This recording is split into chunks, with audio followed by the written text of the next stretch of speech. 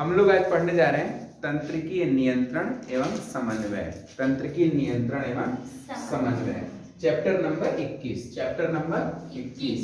इसको आप लोग अगर हम दूसरी भाषा में कहें तो इसे nervous control, nervous control, nervous control and coordination बोलेंगे। Nervous control and coordination chapter का नाम है तंत्रिकीय नियंत्रण एवं समन्वय, nervous control and coordination, coordination. ठीक है, नर्वस कंट्रोल एंड कोऑर्डिनेशन। बच्चों पहले जितने टर्म लिखे गए हैं यहाँ पे इसका मतलब जान लीजिए। नर्वस का मतलब या न्यूरॉन का क्या मतलब होता है? न्यूरॉन या नर्व। ठीक है, हम इसके बारे में जानेंगे। हम जानेंगे क्या कि तंत्रिका तंत्र या नर्वस सिस्टम कहते किसको हैं? तंत्रिका तंत्र, तंत्र या नर्वस सिस्टम जिसे हम बोलते हैं अंग्रेजी में, नर्वस सिस्टम किसे कहते हैं? किसे कहते हैं? अभी आप लोगों के हाथ में कभी पिन चुभा है? तो क्या हुआ है? हाथ तुरंत हट गया है? अच्छा, कभी छोटे रहे होंगे तो मोमबत्ती के पास गए होंगे, आग थोड़ा सा लपट से हाथ जल गया था तो वहीं हाथ छोड़ दिए थे कि मैंने हाथ तुरंत हाथ हट गया? तुरंत हाथ हट जाता है, हट जाता है। ऐसा क्या है हमारे शरीर में कि यह प्रक्रिया हो जाती है, तुरंत हट जाता है?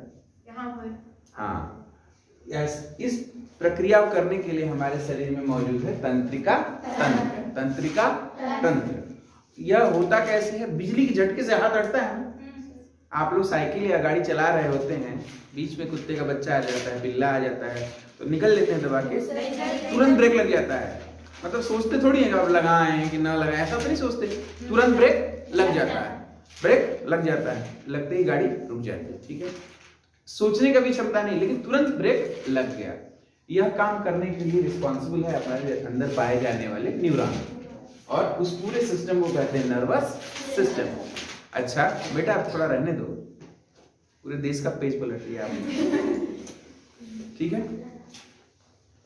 अब आगे देखिए, थोड़ा सीधा बैठ जाइए भैया।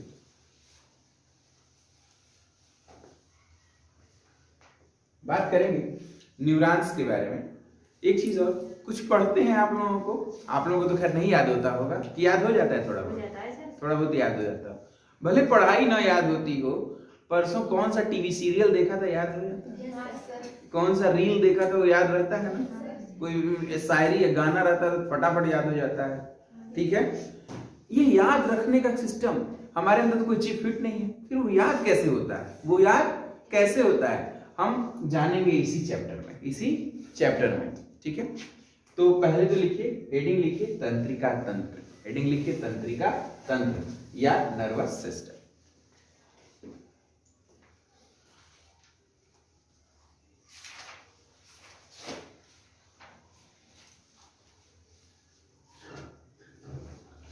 लिखा जाए, जो तंत्र याद रखने चीजों को समझने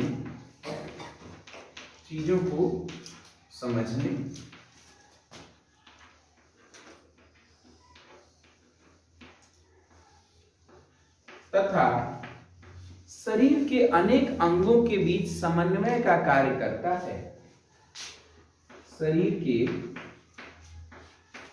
अनेक अंगों के बीच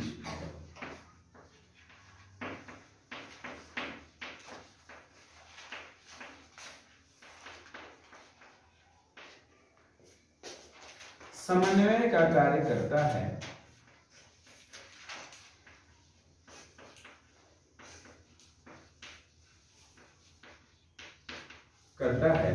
उस तंत्र को तंत्रिका तंत्र कहते हैं।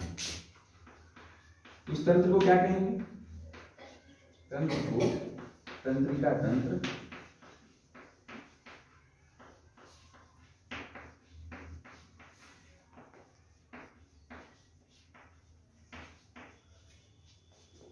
उस तंत्र को तंत्रिका तंत्र कहते हैं।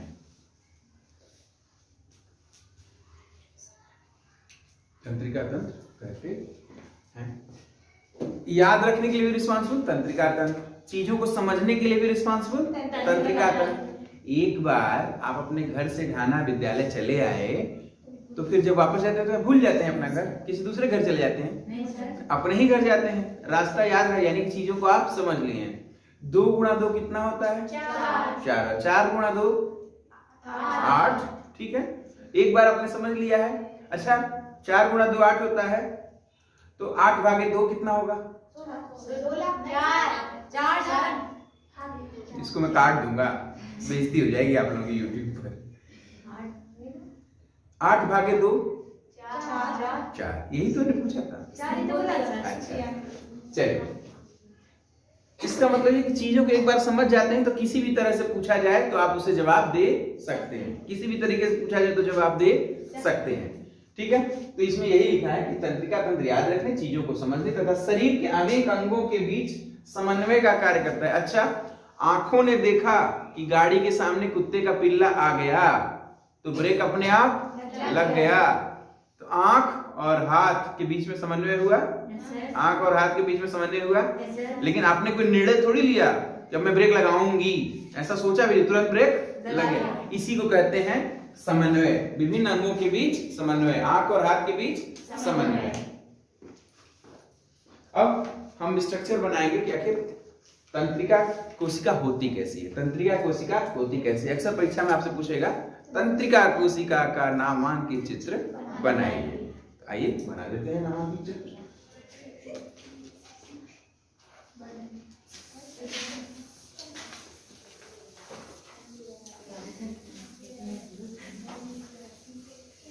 आज हम लोग इसी में पढ़ेंगे ह्यूमन ब्रेन का स्ट्रक्चर कैसा होता है। सर कुछ नहीं, जीवो तंत्रिका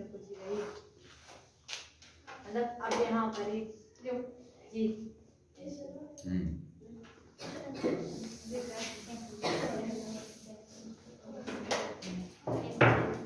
ठीक है, इसी चैप्टर में हमें पढ़ेंगे ह्यूमन ब्रेन का स्ट्रक्चर कैसे होता है, क्या क्या ह्यूमन ब्रेन के स्ट्रक्चर का क्या उपयोग है, ये सामने वाले फोरहेड का क्या काम है, पीछे वाले का क्या, ऊपर वाले का क्या काम है, पीछे वाले का क्या काम है, देखेंगे हम लोग। बड़ा इंटरेस्टिंग चैप्टर है, ध्यान से देखते जाइए। पहले तंत्रिका कोशिका का फिगर बना लिया जाए। तंत्रिका कोशिका का नामांकित चित्र,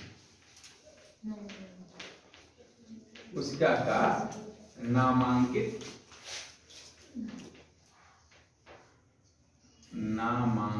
चित्र। ठीक है, तंत्रिका कोशिका का नामांकित चित्र बना, कुछ नहीं, बस ऐसे ऐसे ऐसे।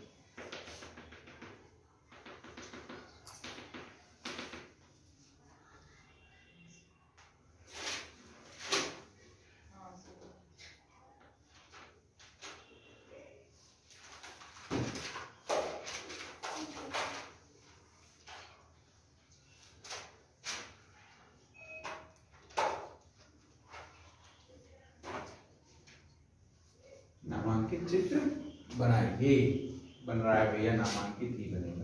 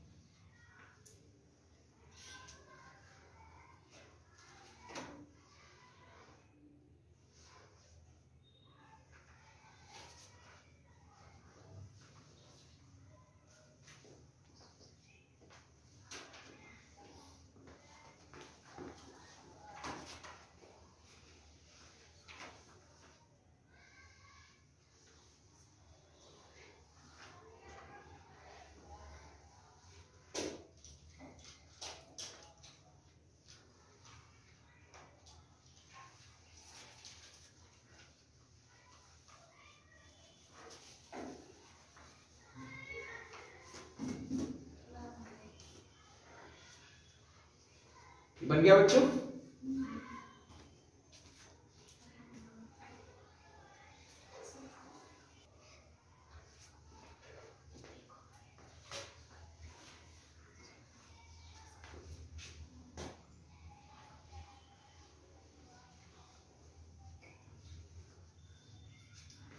बच्चों ये जो हल्की संरचना दिखाई दे रही है इसको बोलेंगे डेंड्राइट्स। डेंड्राइट्स एक एक करके बाद में बताऊंगा क्या क्या इनके काम है, ठीक है। ये है सेल बॉडी,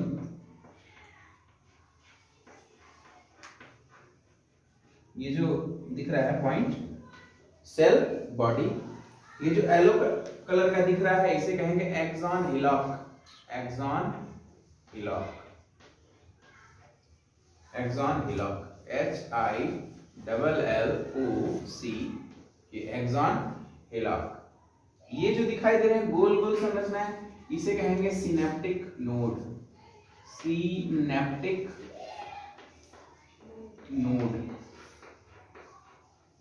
ठीक है, सिनेप्टिक नोड।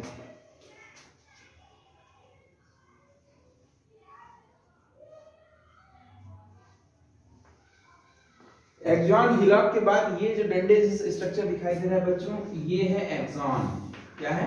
एक्सॉन। बन गया। लोग जैसे ही पूछते हैं कि तंत्रिका कोशिका का नामांकित चित्र बनाइए, आप लोग बस इतना ही बना के छोड़ देते हो। नहीं, इतना सही नहीं है। यह भी तो बताना पड़ेगा ना कि आखिर ये इसका क्या कार्य है, इसका क्या कार्य है, इसका क्या कार्य है, ठीक है।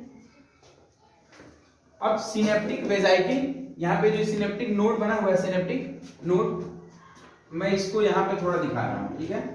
यहाँ पर ऐसे दिखा रहा हूँ, ये वाला हिस्सा मैं यहाँ पर ले आके जूम करके दिखा रहा हूँ, ठीक है।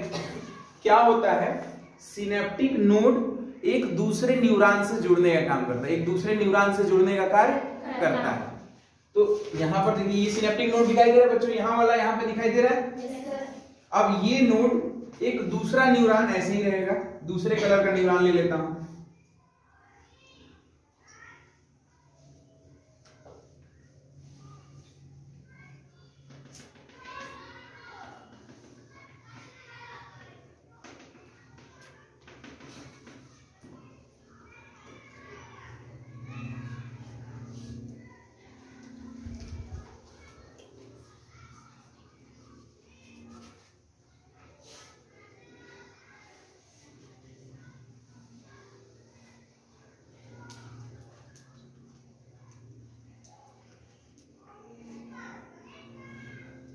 क्या हुआ, ये जो डेंड्राइट्स हैं, ये जो डेंड्राइट्स, इसमें ऐसे गोल गोल संरचनाएं बनी हुई ना हुक, ये गोल गोल संरचनाएं सिनेप्टिक वेसिकल से जुड़ने, सिनेप्टिक नोड से जुड़ने के काम में आती है, जुड़ने के काम में आती हैं। तो एक यहाँ पे आके न्यूरॉन जुड़ जाएगा, एक यहाँ पे, एक यहाँ पे, एक यहाँ पे, यहाँ पे, जितना चाहे, जितना डेंड्राइट्स होंगे उतने प्रकार के न्यूरॉन्स आके उससे जुड़ जाएंगे। अरे भाई, यहाँ से न्यूरॉन चलेगा, पूरे शरीर में उसे फैलना है, पूरे शरीर में फैलना है, एक ही पाइपलाइन तो जाएगी नहीं, छोटे छोटे छोटे छोटे बहुत सारे न्यूरॉन्स आपस में जुड़े रहेंगे।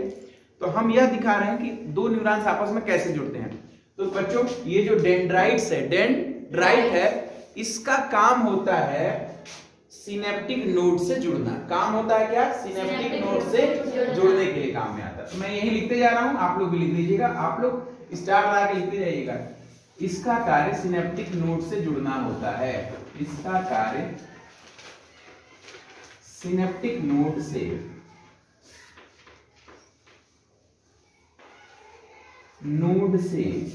जुड़ना होता है।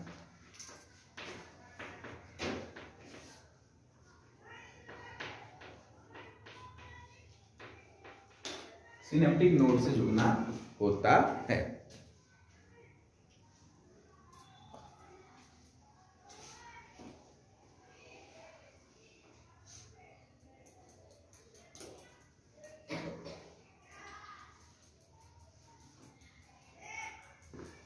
ठीक है, सिनेप्टिक नोड से जुड़ना होता है। अब ये चला है, सेल बॉडी से ही जितने भी डेंड्राइट्स निकलते हैं सब सेल बॉडी से ही निकलते हैं, और सेल बॉडी में एक न्यूक्लियस होता है। सेल बॉडी, तो आगे इसके बारे में लिख लेते हैं ऐसे करके, सेल बॉडी, सॉरी,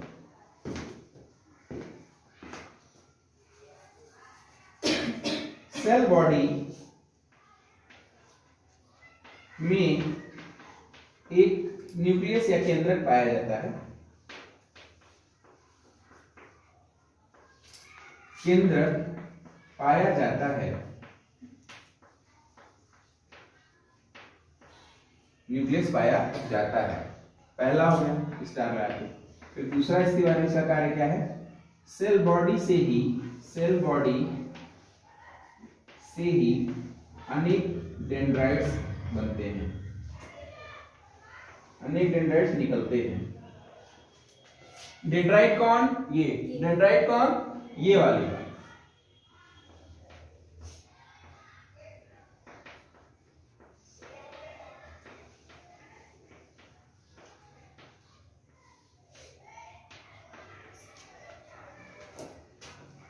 अनेक डेंड्राइट्स निकलते हैं।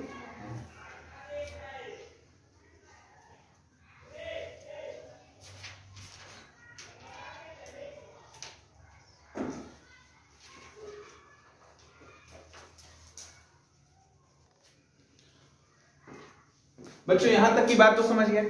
डेंड्राइट क्या है? दूसरे न्यूरॉन से जुड़ेगा, दूसरे न्यूरॉन से जुड़ करके जो इंफॉर्मेशन प्राप्त करेगा वो इंफॉर्मेशन बिजली के झटकों के रूप में, बिजली के झटकों या बिजली के इंपल्स धारा के रूप में एक्सॉन हिलाक में ही कन्वर्ट होती है, एक्सॉन हिलाक में ही कन्वर्ट होती है।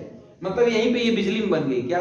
यहां से इंफॉर्मेशन आई केमिकल, यहां से आया केमिकल, इस केमिकल के लिए जो इंपल्स आया वो बिजली के झटके एक्सॉन हिलाक में ही बनते हैं। मतलब क्या है? ट्रिगर जोन है यह क्या है?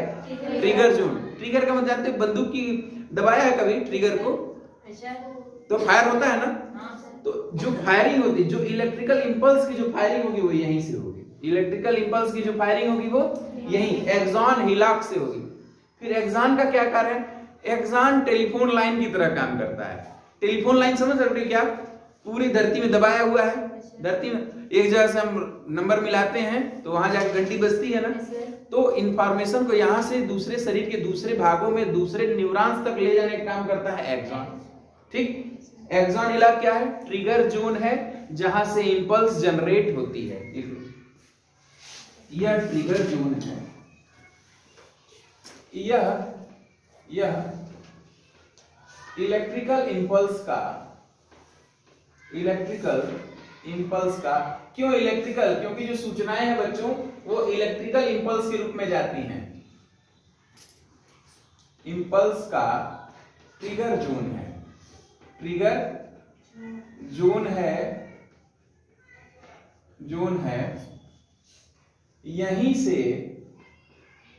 यहीं से इंपल्स बनती है, इंपल्स बनती है। ये समझ में आ रही बात? यहीं से इंपल्स बनती है।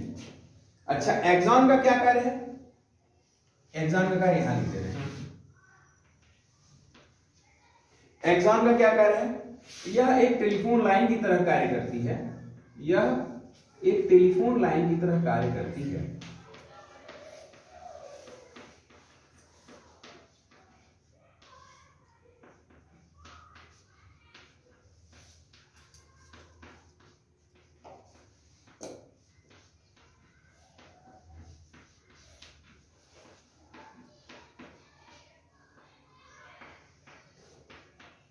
जो इलेक्ट्रिकल मतलब विद्युत संवेगों को, यहां पिन चुभी या यहां मच्छर ने काटा और फट से आपका हाथ आता है, फट से आपका हाथ आता है। भले मच्छर न मरे, थप्पड़ अलग लग जाए, वह एक अलग समस्या है, लेकिन फट से हाथ आता है ना। यहां से सूचना यहां गई, तुरंत प्रोसेस हो गई।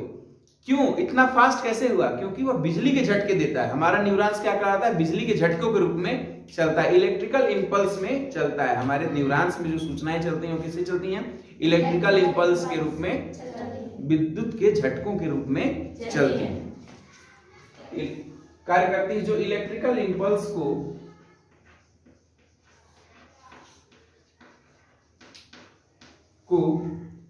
एक न्यूरॉन से दूसरे न्यूरॉन, एक से दूसरे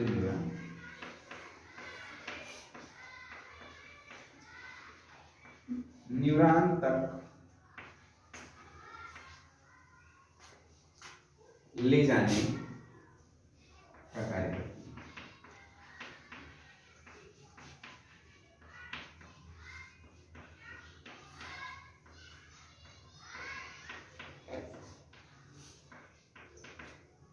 ले जाने का कार्य करती है। तो हमने पढ़ा है अभी तक कि तंत्रिका कोशिका के कैसे स्ट्रक्चर होते हैं, कैसे नर्व का इंपल्स हमारे शरीर में एक जगह से दूसरी जगह तक होता है। हम एक बार इसे दोहरा देंगे। यह है हमारा न्यूरॉन। क्या है ये तंत्रिका कोशिका। तंत्रिका कोशिका में सबसे टॉप पर स्ट्रक्चर अंगुली जैसी संरचनाएं पाई जाती है जिसे डेंड्राइट्स बोलते हैं। क्या बोलते हैं? डेंड्राइट्स। इनका निर्माण सेल बॉडी से होता है। डेंड्राइट्स का काम है दूसरे न्यूरॉन्स से जुड़ना। डेंड्राइट्स का काम है दूसरे न्यूरॉन से जुड़ना। दूसरे न्यूरॉन के सिनेप्टिक नोड या सिनेप्टिक वेसिकल वाले हिस्से से जुड़ता है। ठीक। सेल बॉडी के ठीक नीचे होता है एक्सॉन हिलॉक। सेल बॉडी के ठीक नीचे होता है एक्सॉन। यहीं से इलेक्ट्रिकल इंपल्स जनरेट होती है। इसीलिए कहा गया है कि यह इलेक्ट्रिकल इंपल्स का ट्रिगर जोन है। ट्रिगर जैसे बंदूक का ट्रिगर चलता है तो झटका मिलेगा, इलेक्ट्रिकल इंपल्स यहीं से जनरेट होगी। अच्छा, ये है एक्सॉन। एक्सॉन जो है टेलीफोन लाइन की तरह कार्य करता है, जो इलेक्ट्रिकल इंपल्स को एक से दूसरे न्यूरॉन तक ले जाने का कार्य करता है और बाद में ये मसल से जुड़ करके वो एक्शन करा देता है। एक्सॉन का लास्ट हिस्सा जो है उसे कहते हैं एक्सॉन टर्मिनस। क्या कहते हैं इसे? Axon terminus. ये वाला जो हिस्सा है वो है एक्सॉन टर्मिनस।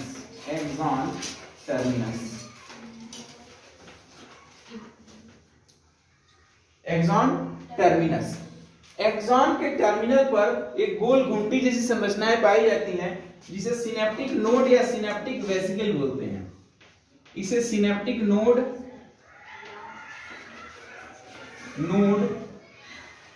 या सिनेप्टिक वेसिकल बोलते हैं।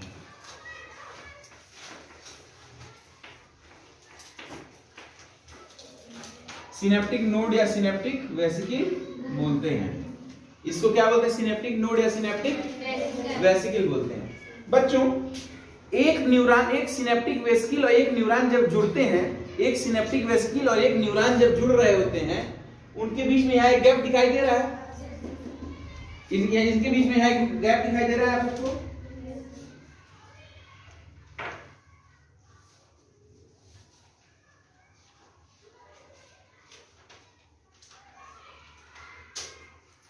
इसको बोलते हैं सिनेप्टिक क्लेफ्ट। इनके बीच की जो दूरी है बेटा, ये है 25 nm, 25 नैनोमीटर का गैप रहता है। एक डेंड्राइट और एक सिनेप्टिक वेसिकल के बीच में जो गैप बचा रहता है वो है 25 nm। 25 nm का मतलब नैनोमीटर। इसको मिलीमीटर मत कह देना, मिलीमीटर बहुत ही बड़ा हो जाएगा। ठीक है, यह क्या है? 25 नैनोमीटर। तो आखिर गैप यहाँ पे है। आप पूछ सकते हैं सर, जब गैप है तो इंपल्स यहां से चल के यहाँ पे खत्म हो जाना चाहिए था, यहाँ कैसे आ गई? फिर आगे कैसे बढ़ गया? होना चाहिए यहाँ तक आगे खत्म होना चाहिए। कैसे सर यहाँ आ गया? कैसे यहाँ आ गया? बिजली कनेक्ट, तार तो जुड़ना चाहिए। हम लोग तार को तो ऐसे काट के, छील के, लपेट के मोड़ देते हैं, मोड़ मार के टेप मार देते हैं। ऐसा तो, लेकिन शरीर में ऐसा नहीं होता। शरीर में कहीं आप लोगों को टेप लगा हुआ दिखाई दे रहा है? यहाँ पर यह गैप जो होता है, इस गैप में यहाँ से केमिकल रिलीज किए जाते हैं। इस गैप में यहाँ से केमिकल रिलीज किए जाते हैं। देखिए व्हाइट कलर का, मैं थोड़ा सा इसको और बड़ा दिखा दूं। ये सिनेप्टिक वेसिकल है, इसी कलर से बनाऊंगा तो ज्यादा अच्छा समझ में आएगा। ये है सिनेप्टिक वेसिकल और ये 25 डायमीटर 25 nm है। 25 nm। मैंने इसकी दूरी जूम की है, दूरी नहीं बदली है, दूरी 25 nm ही है। बशर्ते मैंने बस इसे जूम करके दिखाया। क्या करके दिखाया है? जूम करके दिखाया है। यहां देखेंगे कि एक केमिकल यहां से रिलीज होता है।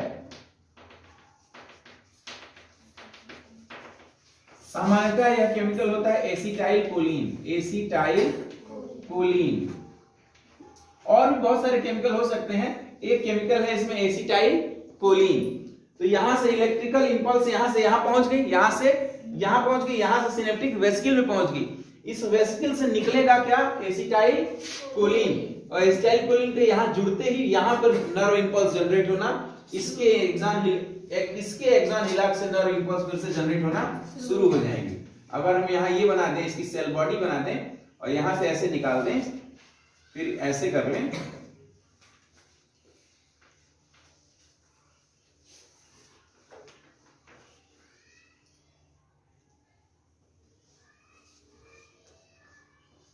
ये इसका एक्सॉन हिलाक।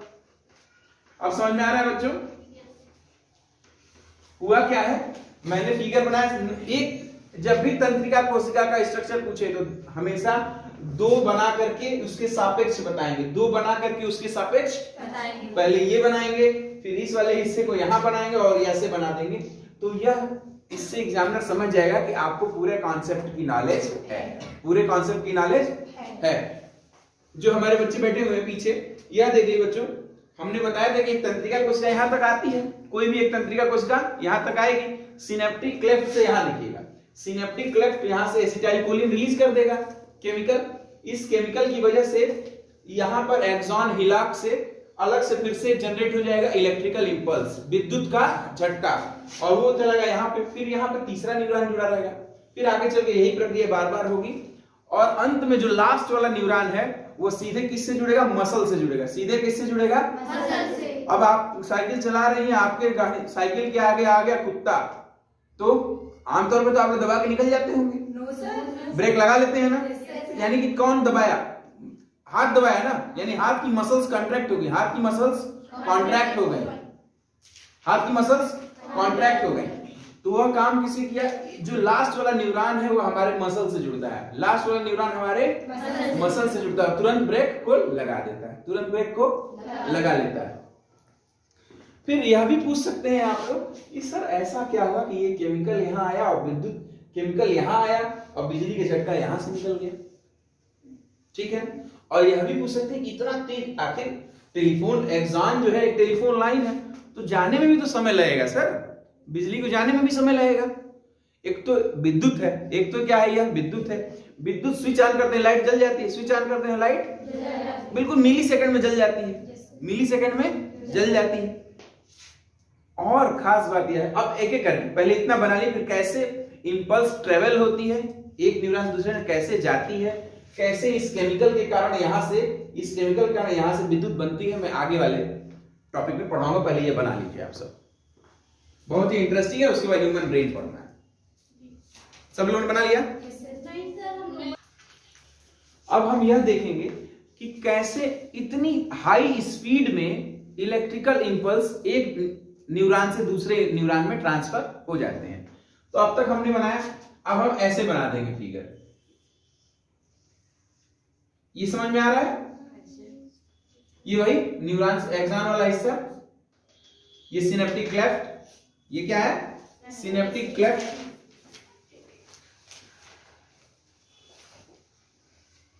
सिनेप्टिक क्लेफ्ट, फिर ये न्यूरॉन्स का हिस्सा,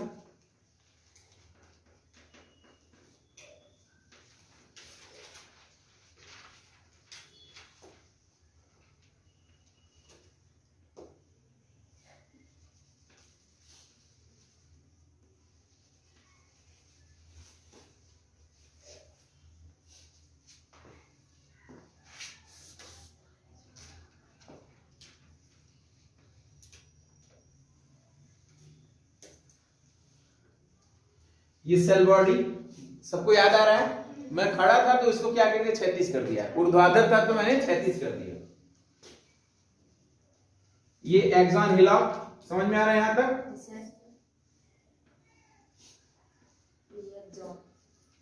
फिर उसके बाद एक्सॉन क्या है, फिर इसके बाद एक्सॉन। अब एक्सॉन क्या है, टेलीफोन लाइन है। एक्सॉन क्या है, टेलीफोन लाइन है। यह पूरे शरीर में लंबाई बहुत सारा फैला रहता है, लंबाई बहुत सारा, और इसका जो लास्ट पोर्शन है उसके उसको क्या कहेंगे, एक्सॉन टर्मिनस, एक्सॉन टर्मिनस, और उस पे एक वेसिकल या गोलाकार संरचनाएं लगी रहती है, उसे क्या कहेंगे, synaptic node, synaptic node.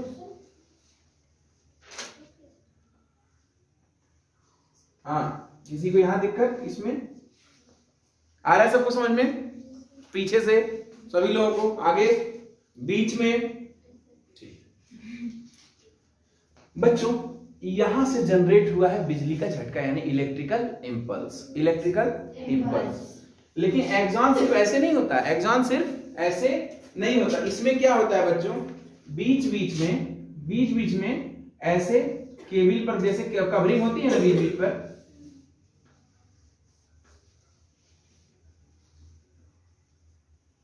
Myelin की कवरिंग पाई जाती है, बीच बीच में इसमें माइलिन की कवरिंग पाई जाती है।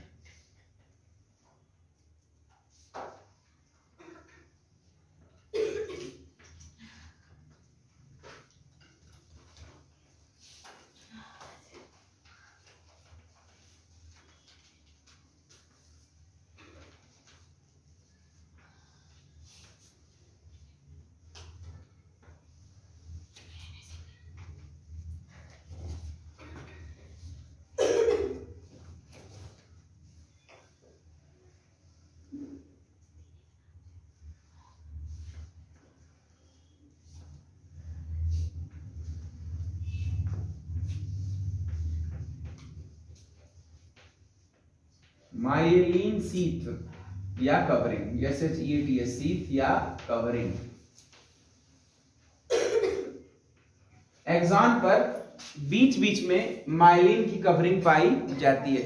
यह वैसे ही होता है बच्चों जैसे केबल जा रही है तो हम केबल पकड़ते झटका इसलिए नहीं मारता क्योंकि उस पर रबर की या प्लास्टिक की कवरिंग पाई जाती है। लेकिन केबल का ध्यान दो, केबल में तो पूरी केबल पर कवरिंग पाई जाती है, पूरी केबल पर कवरिंग पाई जाती है। लेकिन न्यूरॉन्स में पूरी केबल पर कवरिंग नहीं पाई जाती, जगह जगह पे पाई जाती है लेकिन बीच बीच में नहीं पाई।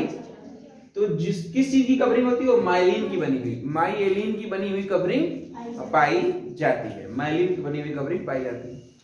जहां जहां पर यह कवरिंग नहीं पाई जा रही है बच्चा, जहां जहां पे यह कवरिंग नहीं पाई जाती है उसे बोलते हैं node of Ranvier, node of Ranvier.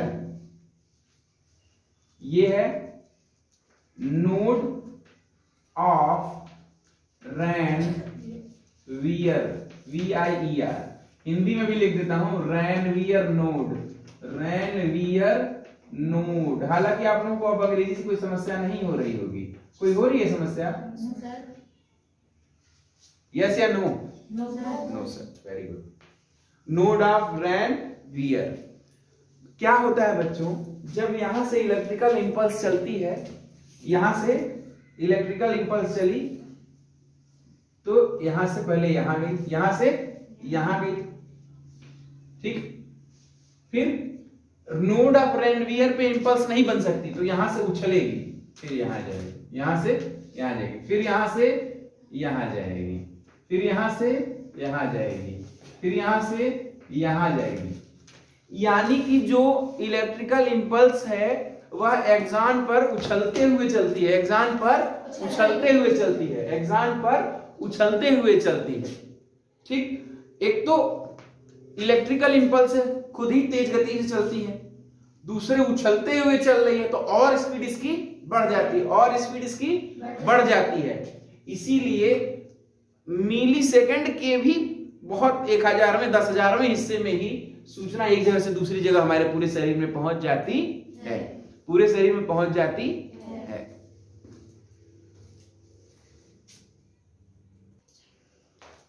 Myelin sheath की कवरिंग पाई जाती है, जहां जहां नहीं पाई जाएगी उसे बोलेंगे रेनवियर नोड। क्या बोलेंगे? Ranvier node. क्या रेनवियर नोड पे माइलिन शीथ की कवरिंग पाई जाएगी? नहीं पाई।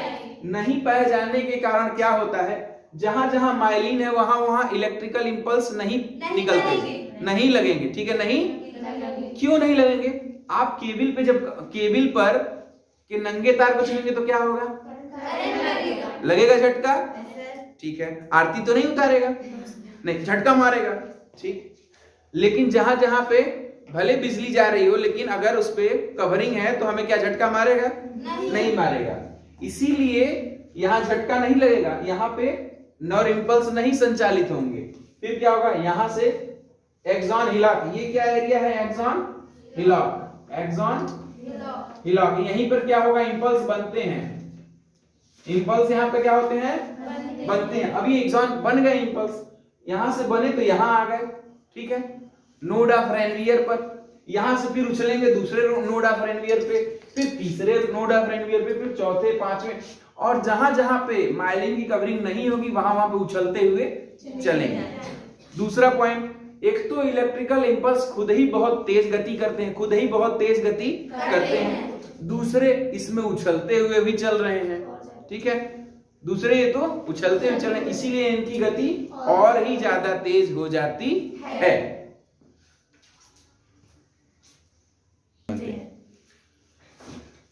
अब हम यह देखने जा रहे हैं how axon hillock generate impulse, कैसे कैसे जनरेट करता है, ठीक है, कैसे जनरेट करता है। और यह भी देखेंगे कि मान लीजिए आप यह भी पूछ सकते हैं कि मान लीजिए सर यहां से इंपल्स जनरेट होता है एक्सॉन हिलॉक से, हर बार यह जरूरी थोड़ी है कि यहां से यहां ही जाएगा, क्यों ऐसा होता है कि एक यहां से जाता है तो वहीं तक जाता है, वापस भी तो आ सकता है, नहीं वापस नहीं आ सकता, वापस नहीं आ सकता, ऐसा क्यों होता है, क्यों वन साइडेड है, वन वे क्यों है, एक साइड से क्यों नहीं वापस आ सकता है, वापस आने के लिए एक दूसरा न्यूरॉन लेकर के आएगा, इसी पर वो वापस नहीं आएगा। देखते हैं, पहले हम ये देखेंगे कैसे इलेक्ट्रिकल इंपल्स, केमिकल के कारण कैसे इलेक्ट्रिकल इंपल्स जनरेट हुए। प्रश्न यह है कि यहाँ पर केमिकल छोड़ा ना, केमिकल छोड़ा गया था, इस केमिकल के कारण कैसे इलेक्ट्रिकल इंपल्स यहाँ पे जनरेट हुए। तो देखो बच्चों, इस केमिकल के कारण, इस मान लीजिए एसिटाइल कोलिन है, एसिटाइल कोलिन है, इस कोलिन के कारण एक्सॉन हिलॉक के आगे, एक्सॉन में दो प्रकार के, बेसिकली 2 या 3 प्रकार के चैनल पाए जाए, 2 या 3 प्रकार के चैनल पाए जाते हैं। अब ये कैसे चैनल आ गए, और चैनल क्या चीज होता है, चैनल वह चीज होता है जिससे कोई भी चीज आगे पीछे आए और चला जाए, आए और, आपके यहाँ चैनल लगा हुआ है, इसका उपयोग हम काहे के लिए करते हैं, अंदर आने या बाहर जाने, अंदर आने या बाहर जाने।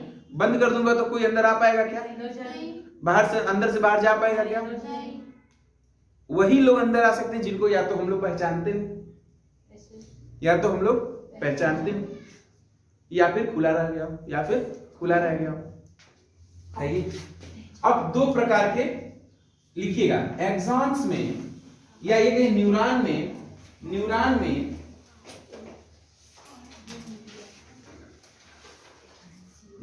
में दो प्रकार के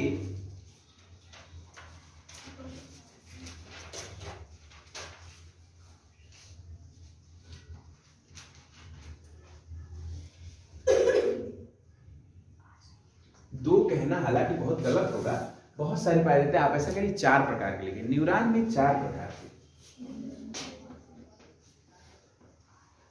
न्यूरॉन्स में 4 प्रकार के आयन चैनल, आयन मतलब जो सोडियम पोटेशियम आयन होता है ना, वो वाला आयन चैनल पाए जाते हैं, आयन चैनल पाए जाते हैं।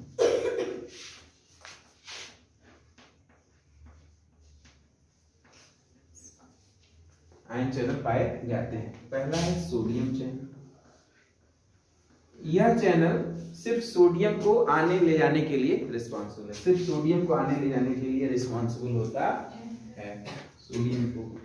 फिर दूसरा है पोटेशियम चैनल, दूसरा है पोटेशियम चैनल, तीसरा है क्लोराइड चैनल, चौथा है कैल्शियम चैनल। ये है 4 चैनल, चीज क्या है 4 चैनल। और ये कहाँ पाए जाते हैं, देखो यहाँ पे पाए जाते हैं, ये सब पे यहाँ पे यहाँ पे यहाँ पे यहाँ पे सब में बिखरे रहते हैं, जहां जहां नोड ऑफ रेनवियर है वहां वहां पर वो पाए जाते हैं, ठीक है।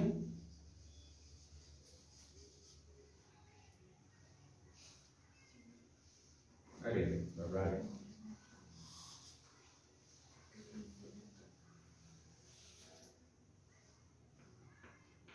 बना लिया है आप सभी लोगों ने,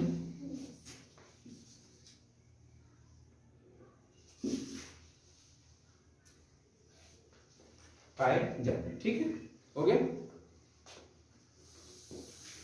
नहीं सर, अरे दिख ही नहीं रहा।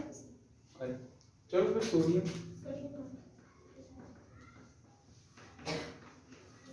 ठीक है, बाकी हेडिंग को लिख दिया होगा।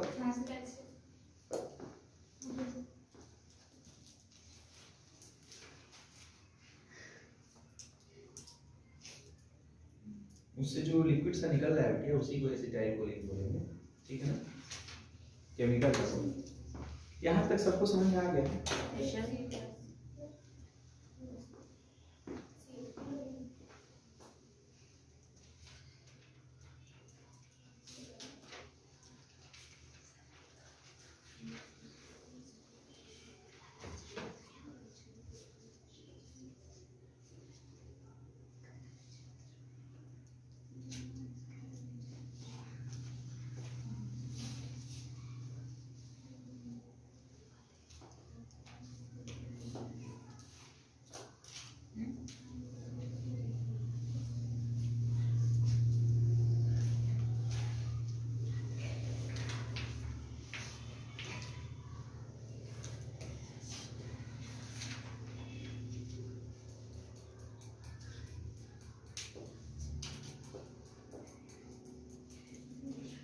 ठीक है, शुरू करें फिर से। आगे सुना, ये चालू।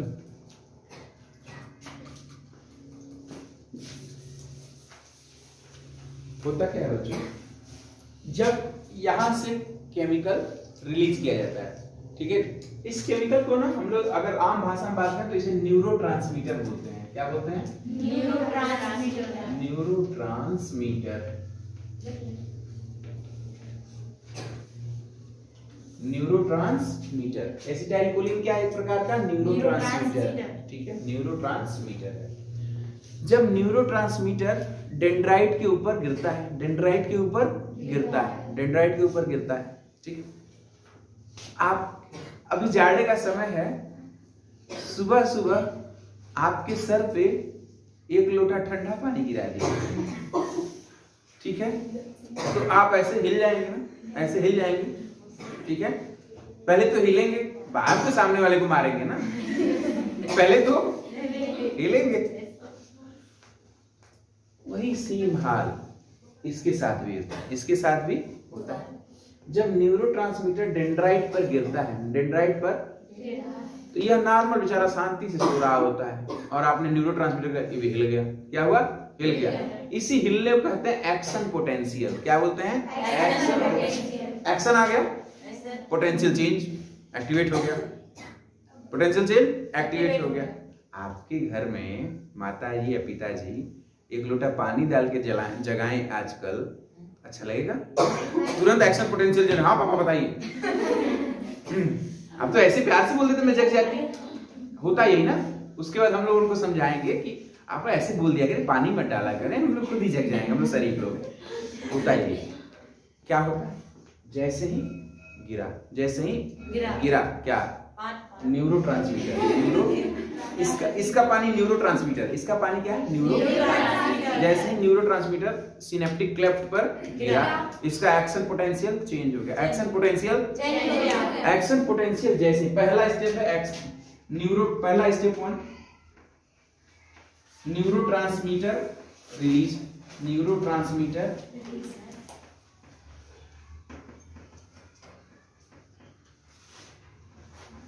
रिलीज, माने जैसे ही गिरा, पहला स्टेप क्या हुआ? जैसे ही गिरा। ये हम क्या पढ़ा रहे हैं? हम पढ़ा रहे हैं कैसे न्यूरॉन्स में बिजली का संचालन होता है, इलेक्ट्रिकल इंपल्स का संचालन कैसे होता है। यह प्रश्न आपसे पूछेगा तो आप पहला स्टेप लिखेंगे। सबसे पहले न्यूरोट्रांसमीटर सिनेप्टिक क्लेफ्ट में डेंड्राइट के ऊपर गिरता है, डेंड्राइट के ऊपर, या यूट्यूब से सुन लीजिएगा क्या बोल रहा हूं। न्यूरॉन्स में सिनेप्टिक क्लेफ्ट के ऊपर न्यूरोट्रांसमीटर गिरता है, इस हेडिंग के अंतर्गत लिख लीजिएगा। फिर स्टेप 2 यहां पर सोडियम चैनल और पोटेशियम चैनल दोनों होते हैं। ये है सोडियम चैनल, हाँ बना लो, और ये है पोटेशियम चैनल। सोडियम चैनल और पोटेशियम चैनल दोनों होते हैं। सोडियम चैनल और पोटेशियम चैनल दोनों होते हैं। क्या होता है? जैसे ही न्यूरोट्रांसमीटर गिरता है एक्सॉन हिला के बाद से सोडियम चैनल ओपन हो जाता है, सोडियम चैनल ओपन हो जाता है, sodium channel open, sodium open लिखा हूं, आप लोग पूरा लिखिए, सोडियम चैनल ओपन हो जाएगा।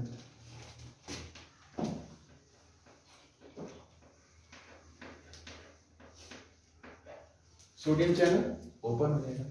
बच्चों सोडियम चैनल ओपन होने का मतलब क्या होता है जानती हो? जो इसके अंदर, इस एक्सॉन के अंदर जितने भी सोडियम रहेंगे उस तुरंत बाहर की तरफ आने लगेंगे। सोडियम क्या होंगे? अंदर से बाहर की तरफ आने होंगे। अब बच्चों अगर सोडियम अंदर से बाहर की आएगा तो केवल सोडियम पे कौन सा चार्ज है? पॉजिटिव चार्ज है। सोडियम के ऊपर क्या चार्ज है? इसका मतलब कि आपका पॉजिटिविटी निकल गई तो आपके अंदर नकारात्मकता बढ़ गई, नेगेटिव चार्ज अंदर की तरफ बढ़ गया, अपने आप बढ़ गया ना। इसका पॉजिटिव निकल गया तो नेगेटिव अंदर की तरफ, एक्सॉन के अंदर क्या हुआ? बढ़ गया। अब सोडियम चैनल ओपन हो गया, ठीक है, सारे सोडियम जो है बाहर की तरफ निकलना शुरू हो गया, बाहर की तरफ निकलना शुरू हो गया। अब इलेक्ट्रिकल इंपल्स बन गया, इलेक्ट्रिकल इंपल्स बन गया, क्योंकि सोडियम चैनल जो है बिजली के रूप में कार्य करेगा। सोडियम चैनल का सारे निकल गए, सारे निकल गए, अंदर नेगेटिव बाहर पॉजिटिव, अंदर नेगेटिव बाहर पॉजिटिव। अब नेगेटिव पॉजिटिव नेगेटिव पॉजिटिव करते हुए यहां से लेकर के यहां, यहां से लेकर के यहां, यहां से लेकर के यहां और यहां से लेकर के यहां तक बढ़ता हुआ चला जाएगा। लेकिन सोडियम चैनल में बच्चों, ये अगर एक सोडियम चैनल में दिखाएं तो सोडियम चैनल में दो गेट पाए जाते हैं, दो गेट पाए जाते हैं, दो प्रकार के गेट पाए जाते हैं, ठीक है। ये fast opening gate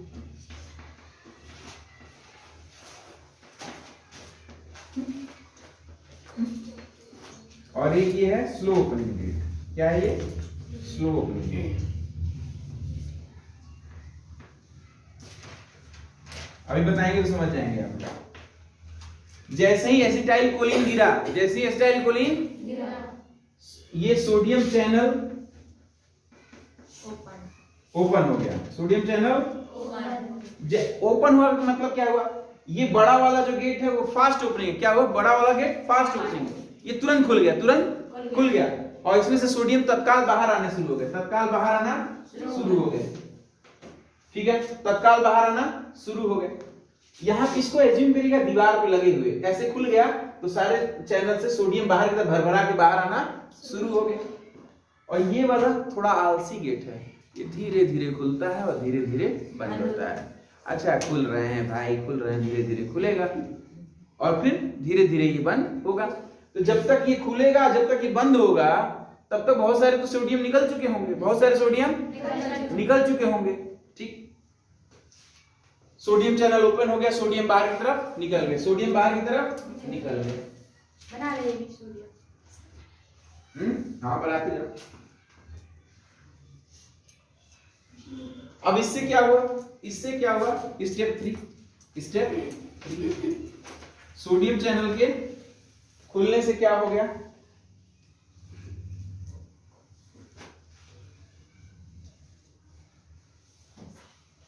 action potential फिर से। अब इसका, अभी तक तो इसके सर पे पानी गिरा था, न्यूरोट्रांसमीटर गिरा, इसका एक्शन पोटेंशियल हिल गया था। सोडियम चैनल के उत्पन्न होने, खोलने से सोडियम बाहर निकल गया, अंदर नकारात्मकता, नेगेटिविटी बढ़ गई, नेगेटिव चार्ज बढ़ गया, नेगेटिव चार्ज बढ़ गया और बाहर की तरफ पॉजिटिव चार्ज बन गया, बाहर की तरफ पॉजिटिव, अंदर की तरफ नेगेटिव हो गया। इससे क्या जनरेट हो गया? Action potential. इससे क्या होगा? इसका एक्शन पोटेंशियल जनरेट हो गया। इस पे स्टेप 3 ओपन होने की वजह से एक्शन पोटेंशियल बन गया, एक्शन पोटेंशियल बन गया, पोटेंशियल जनरेट हो गया, एक्शन पोटेंशियल जनरेट हो गया। स्टेप 4 एक्शन पोटेंशियल जनरेट हो गया। अब नेगेटिव हो गया और पॉजिटिव हो गया। हमेशा नेगेटिव और पॉजिटिव के बीच में धारा प्रवाहित हो सकती है, नेगेटिव और पॉजिटिव के बीच में धारा प्रवाहित हो सकती है। तो यहां से यहां तक तो ठीक था, यहां से फिर जंप करेगा, यहां से यहां आ जाएगा, यहां से अब यहां के सोडियम चैनल खुलेंगे, सोडियम चैनल खुल जाएंगे और धारा बढ़ते बढ़ते बढ़ते बढ़ते यहां तक आ जाएगी। ये स्टेप 3 क्या है? स्टेप 4 क्या है? स्टेप 4 लिखिए। इससे क्या होगा? अब इलेक्ट्रिकल इंपल्स इसी से स्प्रेड हो जाएंगे, electrical impulse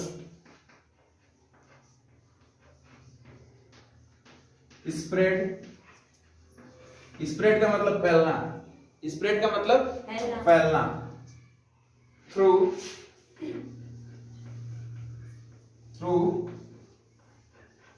all the Ranvier nodes, through all the Ranvier nodes, क्योंकि जो कवरिंग है माइलिन की जो कवरिंग उस पे तो जाएगा ही नहीं, उस पे तो जाएगा भी नहीं। Through all the Ranvier nodes, through all the Ranvier nodes।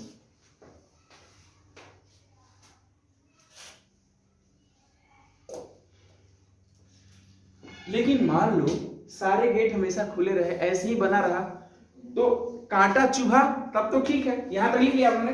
कांटा चुभा तब आपको पता चला हाथ हट गया, तब आपको हाथ हट गया। अब उसे फिर से नॉर्मल स्थिति में भी तो लाना है। आपको सुबह पानी डाल के तभी जगाया जाएगा ना जब आप रात में सोएंगे। जगे ही रहेंगे तो क्या होगा? कोई कौन पानी डालेगा? आपने डाला हो, आप पूरे घर में डाला होगा पानी। इसका मतलब यह है कि फिर से न्यूरॉन्स को नॉर्मल स्थिति में ले जाना है, फिर से न्यूरॉन्स को नॉर्मल स्थिति में ले जाना है। इस काम को करने के लिए हमारे पास पोटेशियम चैनल होते हैं, हमारे पास पोटेशियम चैनल होते हैं, पोटेशियम चैनल होते हैं।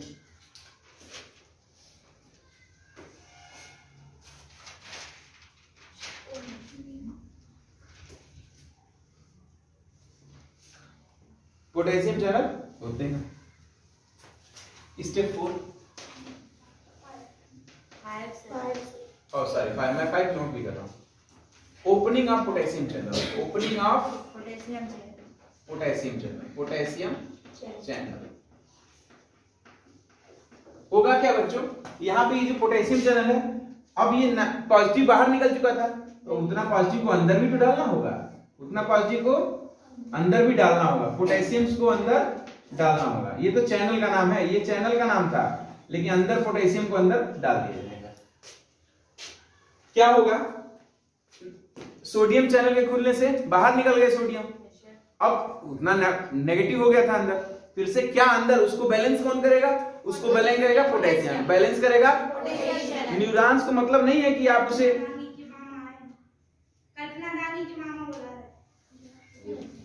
तो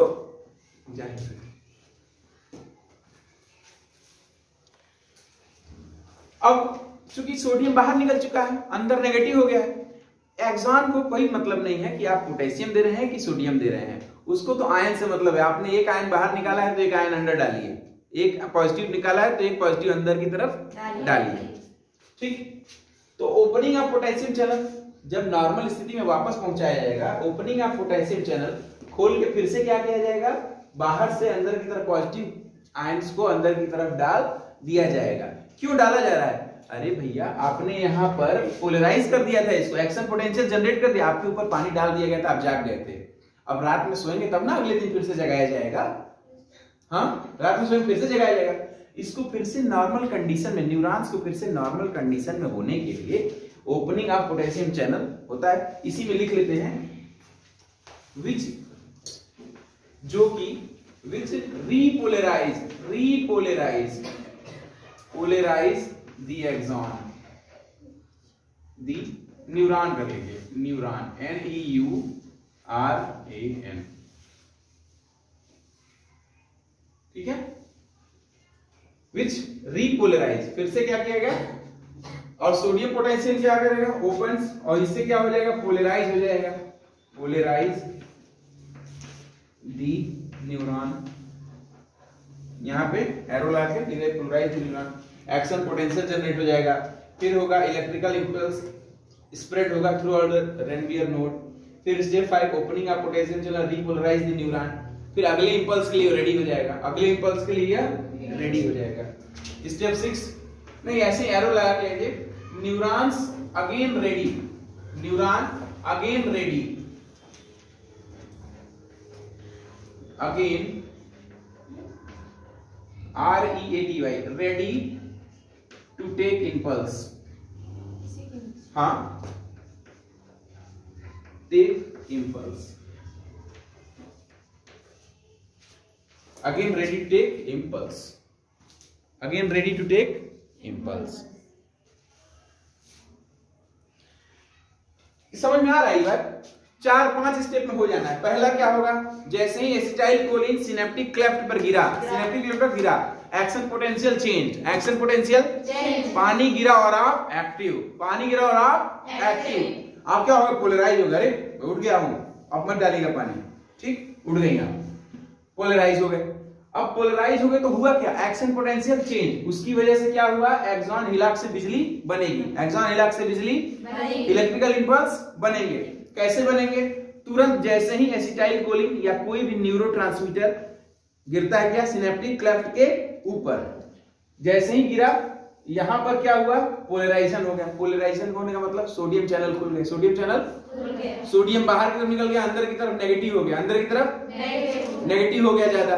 अब नेगेटिव पॉजिटिव के बीच में इलेक्ट्रिकल इंपल्स मूव करेंगे, इलेक्ट्रिकल इंपल्स मूव करेंगे, और मूव करते करते यहां आएंगे, यहां उछल के फिर यहां से यहां, हर जगह पे सोडियम चैनल ओपन होंगे बारी बारी से, हर जगह पे सोडियम चैनल ओपन होंगे बारी बारी से, और करते करते फिर से सिनेप्टिक क्लेफ्ट में आ जाएंगे और दूसरे न्यूरॉन्स के साथ जाकर के मसल को कॉन्ट्रैक्ट करा देंगे, मसल को कॉन्ट्रैक्ट, या जो भी हम काम, पलक झपकाना, ये सारे काम को वो करा देंगे, वो सारे काम को वो करा देंगे। लेकिन फिर से उनको नॉर्मल कंडीशन भी तो होना है। अगली बार मान लो फिर कांटा चुका तो फिर हटना चाहिए हाथ, हटना चाहिए ना हाथ। ऐसा कब होगा, कब होगा, जब वो फिर से नॉर्मल कंडीशन में हो जाए। फिर से जब आप सोएंगे तभी तो आप उठेंगे। फिर से उसको नॉर्मल करने के लिए कौन सा चैनल है, पोटेशियम चैनल। फिर से नॉर्मल कौन सा चैनल है, पोटेशियम। अब जब इलेक्ट्रिकल इंपल्स बह गई है पूरे एग्जाम में, उसके बाद से 5वां स्टेप होगा ओपनिंग ऑफ पोटेशियम चैनल, जो कि रीपोलराइज कर देगा न्यूरॉन को, रीपोलराइज कर देगा न्यूरॉन को, और neuron again ready to take impulse, फिर से तैयार हो जाएगा इंपल्स को लेकर के चलने के लिए, फिर से तैयार हो जाएगा इंपल्स को लेकर चलने के लिए। अब आप लोग का प्रश्न यह भी आएगा कि सर अच्छा बैक क्यों नहीं फ्लो हो जा रहा है, इंफॉर्मेशन बैक क्यों नहीं फ्लो हो जा रही है, हम यहां से बिजली दें और वापस हम ही को झटका मार दें, लाइट ना जले हम ही को झटका मार दें, ऐसा क्यों नहीं होता। ऐसा इसलिए नहीं होता क्योंकि इसमें कैसे हैं, 2 गेट है, इसमें कैसे कहते हैं 2 गेट, एक गेट तेजी से खुल जाता है और यहां से यहां बढ़ गया। अब जब ये अगर यहां से यहां जाना चाहेगा तो ये गेट तो बंद हो चुका है, अब ये गेट क्या हो गया, बंद हो चुका है, और बंद गेट से कोई सोडियम बाहर की तरफ नहीं निकलेगा। इसीलिए न्यूरॉन्स में केवल एक ही दिशा में इलेक्ट्रिकल इंपल्स का फ्लो होता है, ठीक। ये हो गया हमारा न्यूरॉन्स। अब तक हम लोग ने देख लिया है कि तंत्रिका कोशिका कैसी होती है और उसमें नर्व इंपल्स या यूं कहें कि इलेक्ट्रिक इंपल्स, हिंदी में कहें तो संवेदनाएं कैसे प्रवाहित होती हैं, संवेदनाएं कैसे प्रवाहित होती है, ठीक है। नर्व इंपल्स, इलेक्ट्रिक इंपल्स और संवेदना एक ही चीज। अब कितने प्रकार की तंत्रिका तंत्र हमारे शरीर में पाए जाते हैं, या यूं कहें कि पूरी जीवों में कितने प्रकार के तंत्रिका तंत्र पाए जाते हैं, हम देखने जा रहे हैं। लिखिए तंत्रिका तंत्र के प्रकार, तंत्रिका तंत्र के प्रकार।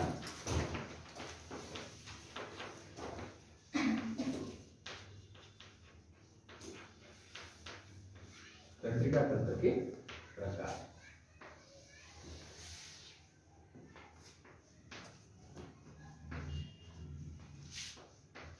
पहला होगा सेंट्रल नर्वस सिस्टम,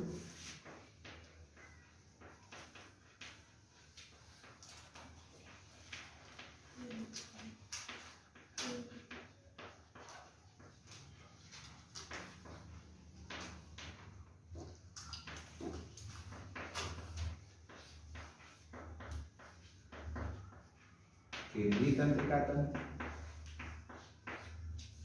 दूसरा होगा peripheral nervous system, peripheral.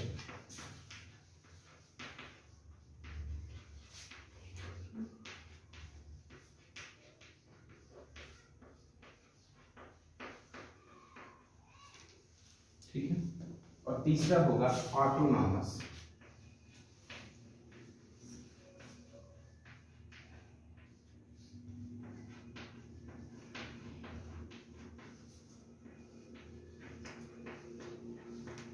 Nervous system, ठीक है, 3 प्रकार के पाए जाएंगे। पेरिफेरल को हिंदी में कहेंगे स्वाधीन, नहीं ये कहते हैं ऑटोनॉमस को कहते हैं स्वाधीन या स्वायत्त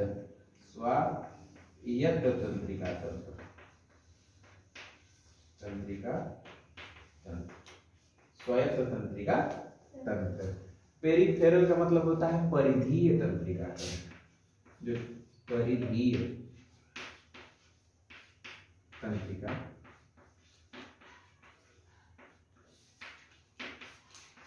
ठीक है। मेन इंटरसाइज हमारा central nervous system, peripheral nervous system और ऑटोनॉमस नर्वस सिस्टम पर ही रहेगा। अच्छा बच्चों, सेंट्रल नर्वस सिस्टम को शॉर्ट फॉर्म में कभी-कभी नीट के एग्जाम में सीएनएस कह देते हैं। सीएनएस मतलब central nervous system, central nervous system. यहाँ पे शॉर्ट में कह देगा पीएनएस। क्या कह देगा? पीएनएस। पीएनएस एएनएस कह देगा, इसे एएनएस कह देगा, ऑटोनॉमस नर्वस सिस्टम।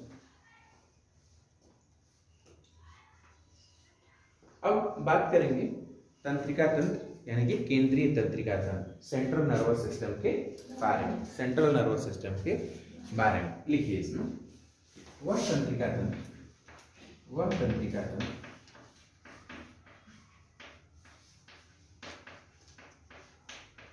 जो संपूर्ण शरीर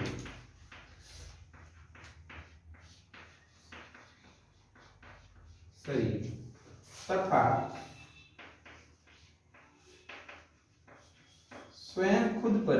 स्वयं पर भी नियंत्रण रखता है, वह तंत्रिका तंत्र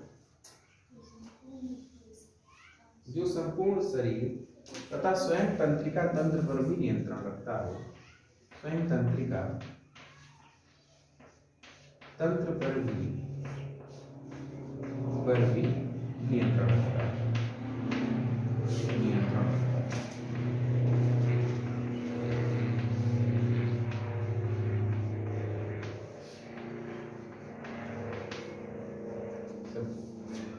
पर भी नियंत्रण रखता हो, उस प्रकार के नर्वस सिस्टम को कहते हैं सेंट्रल नर्वस सिस्टम, केंद्रीय तंत्रिका तंत्र। अक्सर पूछेगा केंद्रीय तंत्रिका तंत्र किसे कहते हैं, तो आप लोग लिखेंगे वह तंत्रिका तंत्र जो संपूर्ण शरीर तथा स्वयं तंत्रिका तंत्र पर भी नियंत्रण रखता हो, उसे केंद्रीय तंत्रिका तंत्र कहते हैं। लिख लो बेटा, उसे केंद्रीय तंत्रिका तंत्र भी कहते हैं। केंद्रीय तंत्रिका तंत्र भी कहते हैं। जैसे इसमें ब्रेन आ जाएगा, मस्तिष्क, इसका क्या उदाहरण होगा? ब्रेन को हिंदी में क्या कहेंगे? मस्तिष्क। और स्पाइनल कॉर्ड, पेट की हड्डी या मेरुरज्जु, स्पाइनल कॉर्ड। वर्टिब्रल कॉलम के अंदर स्पाइनल कॉर्ड पाया जाएगा। ब्रेन और स्पाइनल कॉर्ड दो इसके उदाहरण हैं। स्पाइनल कॉर्ड समझ पा रहे हैं ये? ठीक है, ब्रेन से निकला ये, ठीक, सबको समझ में आ गया। अब स्पाइनल कॉर्ड तथा ब्रेन से अनेक प्रकार की तंत्रिका कोशिकाएं पूरे शरीर में फैली रहती है।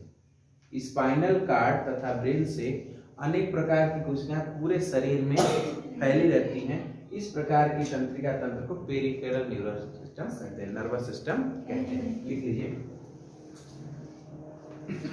केंद्रीय तंत्रिका तंत्र, केंद्रीय तंत्रिका तंत्र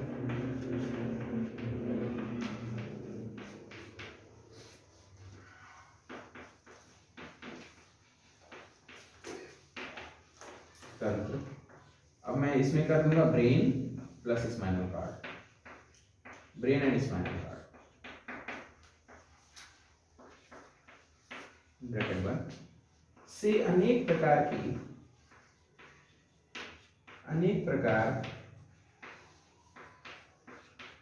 की तंत्रिका कोशिकाएं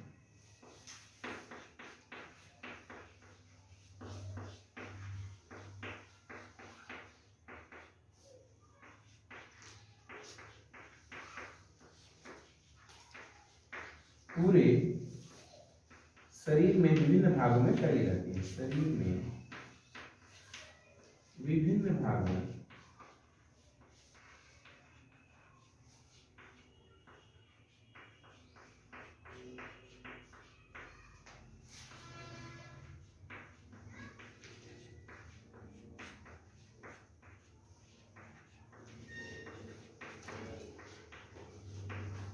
फैली रहती हैं। केंद्रीय तंत्रिका तंत्र से अनेक प्रकार की तंत्रिका कोशिकाएं पूरे शरीर में विभिन्न भागों में फैल रहती हैं। कि ये कहाँ से निकलती हैं? केंद्रीय तंत्रिका तंत्र से, केंद्रीय तंत्रिका तंत्र से निकलती हैं और पूरे शरीर के विभिन्न भागों में फैली रहती हैं। इस प्रकार के नर्वस सिस्टम को पेरिफेरल नर्वस सिस्टम कहते हैं। पेरिफेरल नर्वस सिस्टम कहते हैं।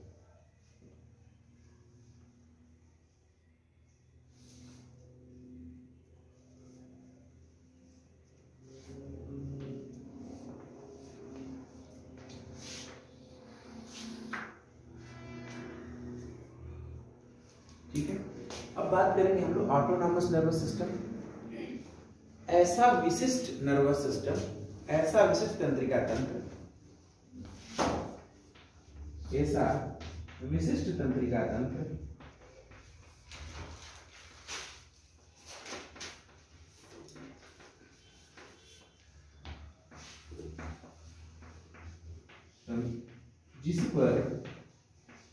जिस पर CNS यानी केंद्रीय नर्वस सिस्टम का कोई प्रभाव नहीं होता है, जिस पर CNS का कोई प्रभाव नहीं होता है।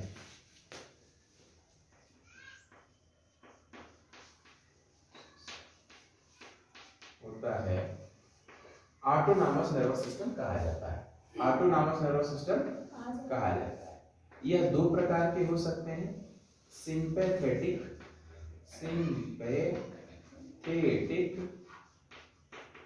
नर्वस सिस्टम और पैरासिम्पैथेटिक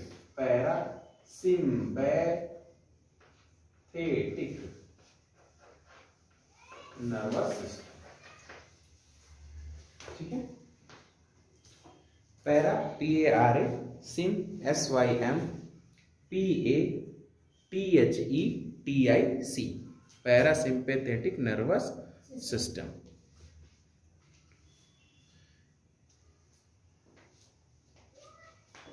इसका तो मतलब आप समझ गए, ब्रेन है, स्पाइनल कार्ड है, ब्रेन है और स्पाइनल कार्ड इसके उदाहरण हो गए। ब्रेन और स्पाइनल कार्ड इसके उदाहरण हो गए। अब इसका उदाहरण देखिए, ब्रेन से अगर कोई तंत्रिका तंत्र निकल रहा है, ब्रेन से अगर कोई तंत्रिका निकल रही है, उसे कपाल तंत्रिकाएं या क्रेनियल नर्व बोलेंगे। यहां देखिए, ये ब्रेन इसमें आ गया, लेकिन इससे निकलने वाली जो तंत्रिका कोशिकाएं हैं उसे कहेंगे कपाल तंत्रिकाएं। कपाल तंत्रिकाएं। देखिए अपाल कपाल बहुत लिखने की जरूरत नहीं है, इसे क्रेनियल नर्व लिख दीजिएगा। ठीक है ना, CRANIAL।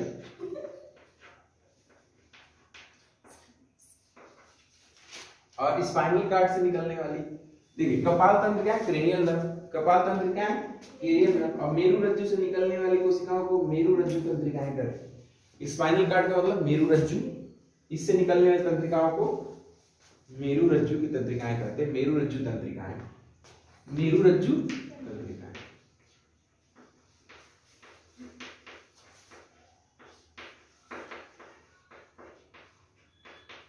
स्पाइनल नर्व,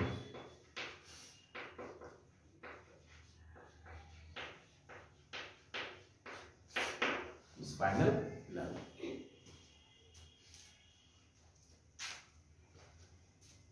ठीक है,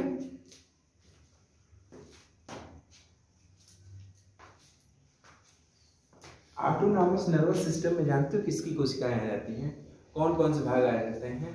ऑटोनॉमस का मतलब जिसे रेगुलेट नहीं किया जा सकता, जिसे रेगुलेट कम या ज्यादा नहीं किया जाता। जैसे अब आप लोगों का हृदय पंप हो रहा होता है, आप लोग चाहोगे तो 10 मिनट रोक सकते हो? नहीं रोक सकते। उसकी मसल्स में होता रहता है, कुंचन होता है, सिस्टोल डायस्टोल होता। तो ये कैसे कंट्रोल होता है? यह कंट्रोल होता है ऑटोनॉमस नर्वस सिस्टम से। ऑटोनॉमस नर्वस सिस्टम यह अपने आप कन्वर्ट होता है, कंट्रोल में होता है, उस पर ब्रेन का या स्पाइनल कार्ड का कोई प्रभाव नहीं। जो डायरेक्ट ब्रेन और स्पाइनल कार्ड किस में आएंगे? केंद्रीय तंत्रिका तंत्र पे। पूरे शरीर पर भी इसका नियंत्रण रहेगा, पूरे न्यूरॉन्स पे इसका नियंत्रण रहेगा। ठीक है, इससे निकलने वाली जो तंत्रिकाएं आएंगी कपाल तंत्रिका यानी क्रेनियल नर्व, इसमें आ जाएंगी PNS में, पेरिफेरल नर्वस सिस्टम में, परिधीय तंत्रिका तंत्र में, और मेरुरज्जु कोशिकाएं, मेरुरज्जु इसमें आएगा लेकिन इसकी कोशिकाएं जो आएंगी इसमें, इसकी तंत्रिकाएं इसमें आ जाएंगी, किसमें, पेरिफेरल नर्वस सिस्टम में आ जाएंगी। अब हम बात करेंगे सेंट्रल नर्वस सिस्टम की और उसमें बात करेंगे ब्रेन की, उसके स्ट्रक्चर के बारे में, ठीक है। हेडिंग लिखिए मानव मस्तिष्क, हेडिंग लिखिए मानव मस्तिष्क। आइए देखते हैं मस्तिष्क के बारे में, मस्तिष्क के बारे में। ब्रेन देखिए, ठीक है, ब्रेन को देखने हम लोग जा रहे हैं।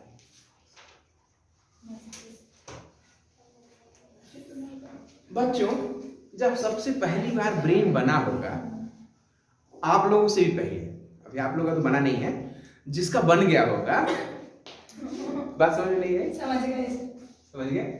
जब पहली बार ब्रेन बना होगा तो कुछ यूं बना होगा।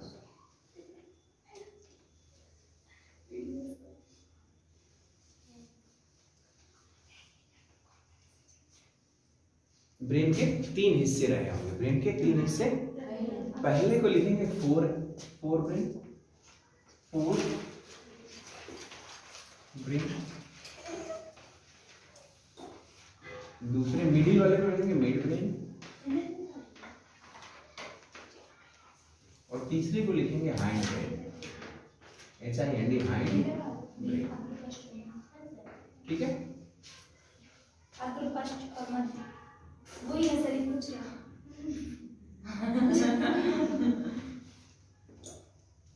हाँ सर। चलो, तो अब क्या हुआ बच्चों, अब जैसे जैसे पहले तो जब जो नए प्राणी बने जिनमें ब्रेन बना तो 3 हिस्से में बना, 4 ब्रेन, मिड ब्रेन और हाइंड ब्रेन, 4 मिड और हाइंड, ठीक है। धीरे धीरे इवोल्यूशन हुआ, धीरे धीरे इवोल्यूशन का मतलब विकास हुआ, धीरे धीरे विकास हुआ। विकास के दौरान जो 4 ब्रेन है थोड़ा बड़ा हो गया, 4 ब्रेन थोड़ा बड़ा हो गया।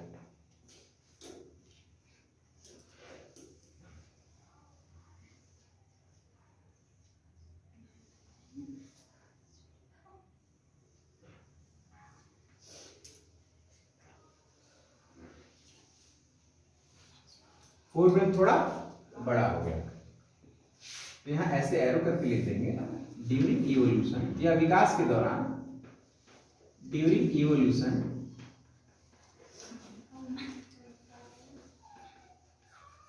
ड्यूरिंग इवोल्यूशन का मतलब विकास के दौरान, हिंदी में विकास के दौरान 4 ब्रेन, जो 4 ब्रेन था,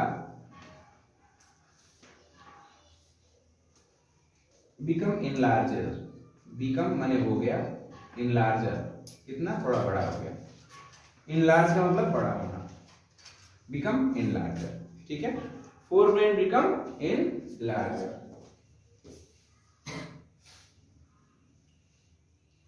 ठीक है बच्चों। अब ये जो 4 ब्रेन का जो बड़ा वाला हिस्सा था, इसको बोला जाने लगा टैलेनसेफेलॉन, TALEN, टैलेनसेफेलॉन, सीफेलॉन। और अंदर वाले हिस्से को बोला जाने लगा डाइएनसेफेलॉन, डाइएनसीफेलॉन, डाइएनसीफेलॉन, ठीक। बाकी मिड और हाइंड तो ऐसे ही थे, मिड और हाइंड, मिड ब्रेन और हाइंड ब्रेन वैसे ही।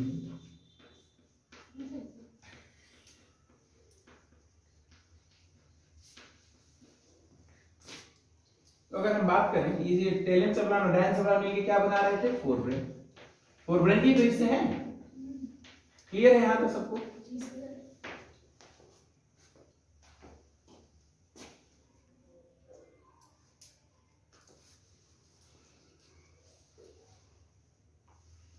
इस प्रकार का ब्रेन देखने को मिलता है फिशेस में। किसमें देखने को मिलता है, फिश, मछली।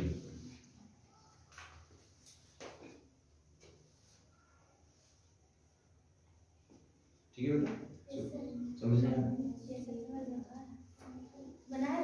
आपका 4 ब्रेन तो अभी भी उसी साइज का है, इवोल्यूशन के बाद भी थोड़ा सा ठीक है, ठीक है। अब आगे बढ़ते हैं। कौन सा बेटा, क्या बता दे?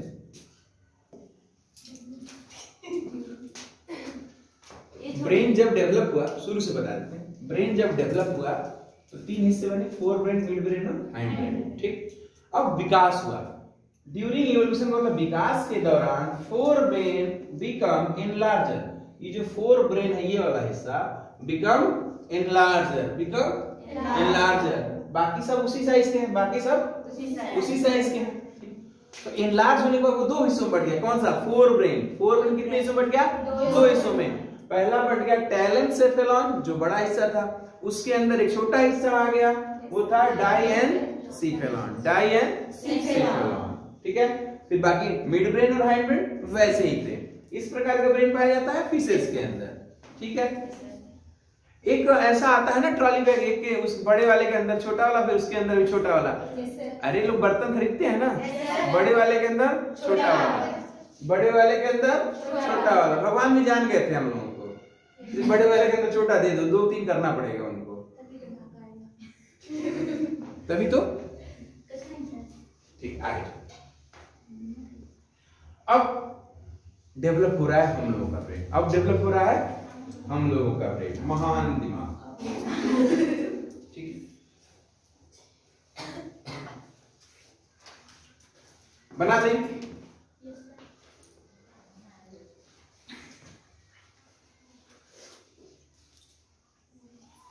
इसको आप लोग अपना ब्रेन ना समझ गए, क्योंकि आप लोगों को तो पता ही है।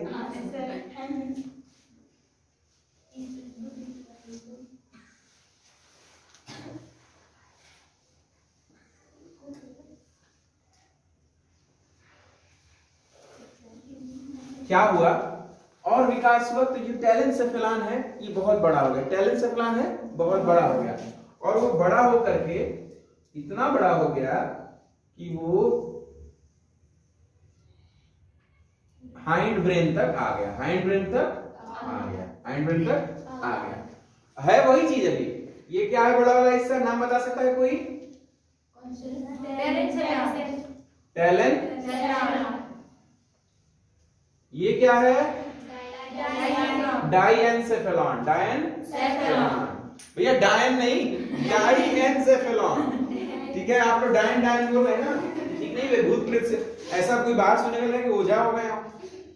डायन नहीं, डायएनसेफेलॉन, ठीक है, डायएनसेफेलॉन। और ये क्या चीज है? Mid brain. ये क्या चीज है? हाइंड ब्रेन, ठीक है। सबको क्लियर है ये? और एक साथ विकास के दौरान एक और अच्छी चीज हुई, क्या? एक और अच्छी चीज हुई, मिड हाइंड ब्रेन से एक अंग और बन गया जिसे बोलते हैं सेरेबेलम, जिसे बोलते हैं सेरेबेलम, सेरेबेलम।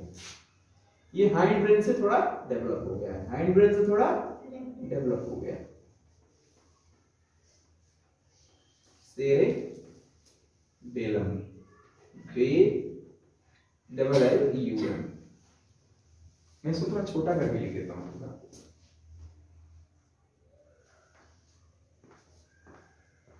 नीचे की तरफ लिख देता हूँ, पूरी स्पेलिंग आ जाएगी।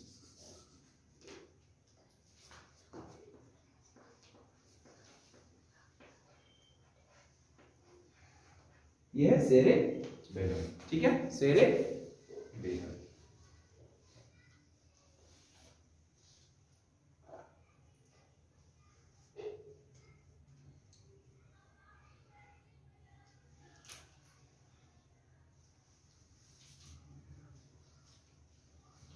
अब यह जो बड़ा हिस्सा वाला था टेलेनसेफेलॉन, ये जो बड़ा वाला हिस्सा था, है तो वो क्या?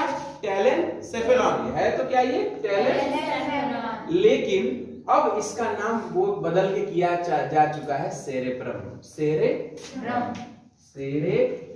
सेरेब्रम। आपको कोई भ्रम न हो इसीलिए इसका नाम रखा गया सेरेब्रम, ठीक है। सेरेब्रम और सेरेबेलम दो अलग अलग चीजें हैं। सेरेब्रम टेलेनसेफेलॉन को ही कहा जाता है, टेलेनसेफेलॉन को क्या कहा जाता है? Cerebrum, cerebrum. और हाइंड ब्रेन से जो निकला है एक अंग, उसे क्या बोलेंगे? सेरेबेलम, बेलम, सेरेबेलम, ठीक है, सेरेबेलम, सेरेबेलम, ठीक। बच्चों सेरेबेलम जो है पोस्चर मेंटेनेंस के लिए जरूरी है। यह क्या शब्द है भैया, कोई नया टर्म है? पोस्चर का मतलब हम खड़े हैं ना, तो हमारा सेरेबेलम शरीर को या दिमाग को यह सूचना दे रहा है कि मैं खड़ा हूं, मैं खड़ा हूं। आप लोग बैठे हैं तो दिमाग को यह सूचना जा रही है कि आप लोग बैठे हुए हैं। अब सपोज करो सेरेबेलम हिल गया, सेरेबेलम हिल गया तो खड़े हुए आदमी को उलट जाएगा, खड़ा हुआ आदमी गिर पड़ेगा या चक्कर आने लगेंगे। खड़ा हुआ आदमी गिर गया या चक्कर आने लगेंगे, और बैठा हुआ आदमी हिल गया तो बैठे बैठे भी उसे चक्कर आने लगेगा, बैठे बैठे भी उसे चक्कर आने लगेगा या गिर पड़ेगा। पोस्चर मेंटेनेंस का काम कौन करेगा? सेरेबेलम। पोस्चर मेंटेनेंस का काम कौन करेगा? सेरेबेलम, ठीक है, सेरेबेलम। पोस्चर अक्सर कंपटीशन पूछता है which organ is responsible for the posture maintenance in brain, which is cerebellum, cerebellum. तो यही लिख दे, यह पोस्चर मेंटेनेंस का काम करता है। यह शरीर की पोस्चर, पोस्चर का मतलब समझ गए आप लोग? पोस्चर का मतलब खड़े हैं तो खड़ा, बैठे हैं तो, ये पोस्चर है, ये हमारा क्या है? पोस्चर है। मतलब ये इतना खतरनाक है, अगर आप लेटे हैं और यह सिग्नल दे रहा है ब्रेन को कि आप खड़े हैं, तो भी आपको लेटे लेटे भी लगेगा कि आपका बिस्तर घूम रहा है, आप उलट रहे हैं, बहुत बुरी स्थिति हो जाती है। शरीर के पोस्चर मेंटेनेंस के लिए रिस्पांसिबल है, मेंटेनेंस के लिए आवश्यक है, के लिए जिम्मेदार है, के लिए जिम्मेदार होता है।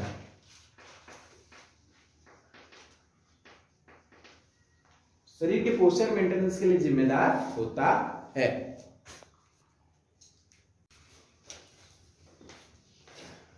अब बात करने जा रहे हैं कि ये जो आप लोग में नहीं है लेकिन हमारे पास तो है, जिसके पास है ये खोपड़ी, ये ब्रेन, इसके कितने लेयर्स हैं और कैसे कैसे यह बना हुआ है, कैसे कैसे यह बना हुआ है, ठीक है।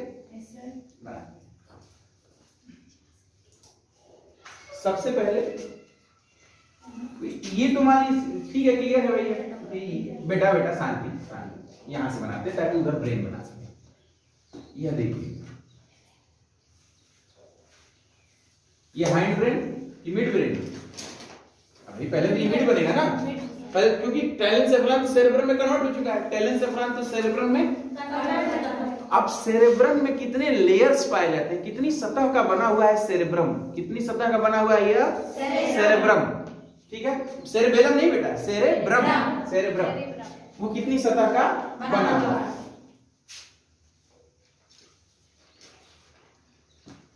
तो सेरेब्रम तो दो पार्ट में बांटा गया था, ध्यान दीजिए। टेलेंसेफेरम को सेरेब्रम बोलते हैं, और उसके नीचे क्या होता है? डायनसेफेरम, जिसको आप लोग डायनसेफेरम बोलते हैं, ठीक है।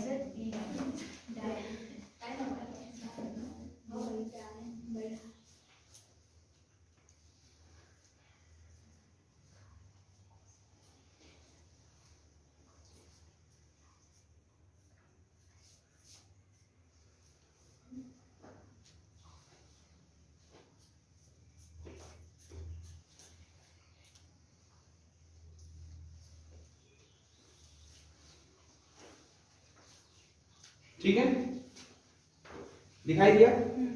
ठीक।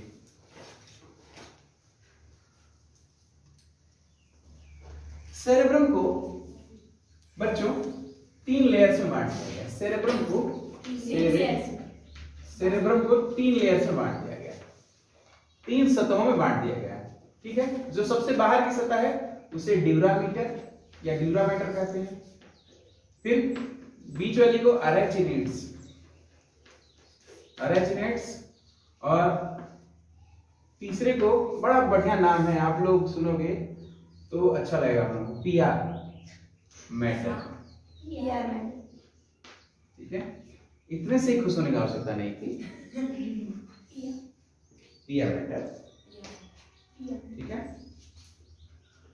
Dura mater, pia mater, M A double T, ठीक है। ड्यूरामेटर, एर्चिनेट्स और पिया matter. Dura mater,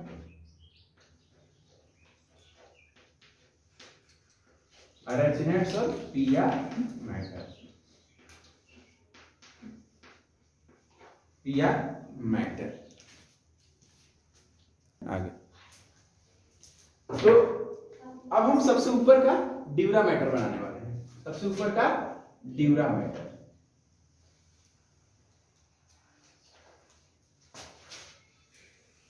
dura mater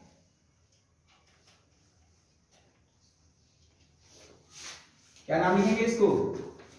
dura mater. Dura mater, ठीक। ड्यूरा मैटर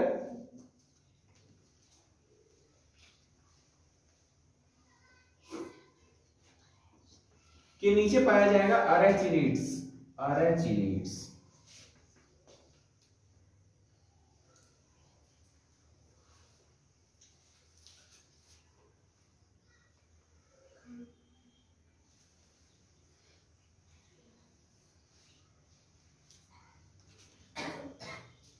ड्यूरा मैटर के नीचे पाया जाएगा, क्या पाया जाएगा बच्चा? अरेचिनिड्स। अरेचिनिड्स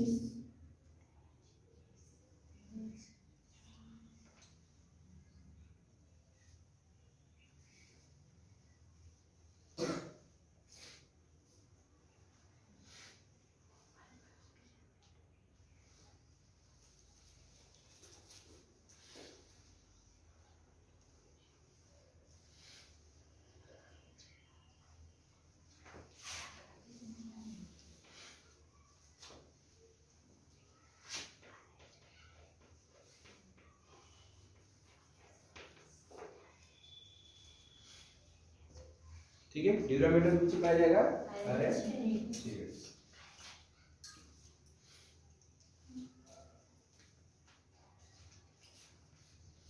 और इसके नीचे थोड़ी दूरी पर पाया जाएगा पिया मैटर।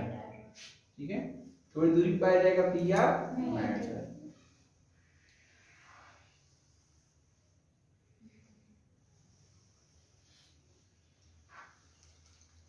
पिया मैटर।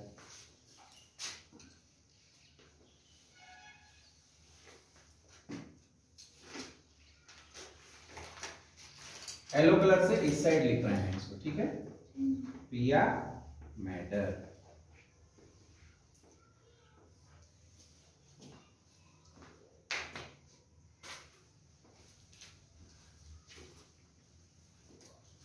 ये तो था भाई सेरेब्रम का पार्ट, माने टेलेनसेफलान का। लेकिन आपको दिख रहा है मिड ब्रेन और हाइंड ब्रेन। डायनसेफलान कहां गया बेटा?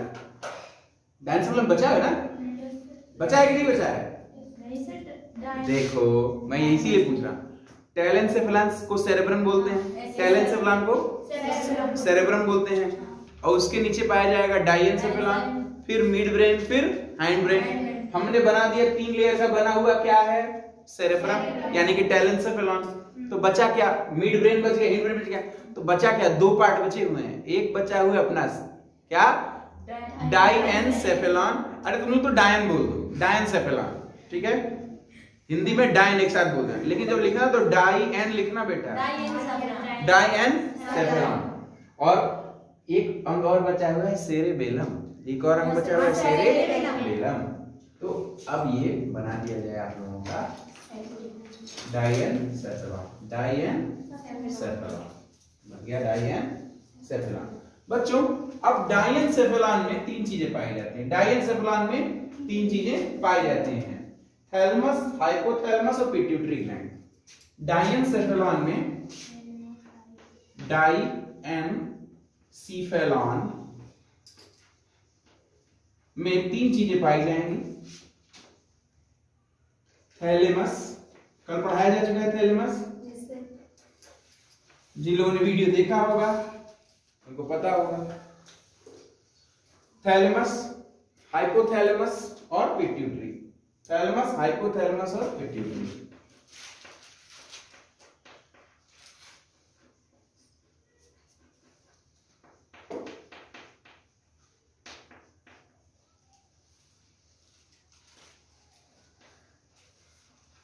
अब कोई पूछे कि डायएन्सेफेलॉन का क्या डायएन्सेफेलॉन में क्या क्या पाया जाएगा, तो आप लोग क्या बताएंगे?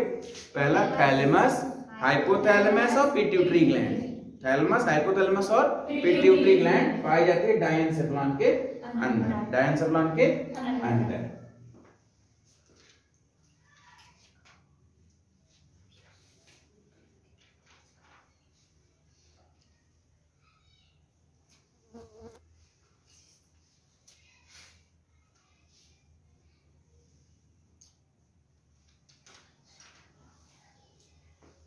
बच्चों अब यह तो तुम्हारा मिड ब्रेन था, क्या था?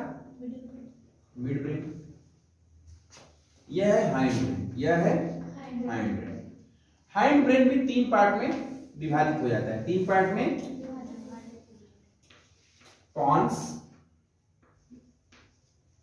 पॉन्स हाइंड ब्रेन 3 पार्ट में विभाजित हो जाता है। पहला है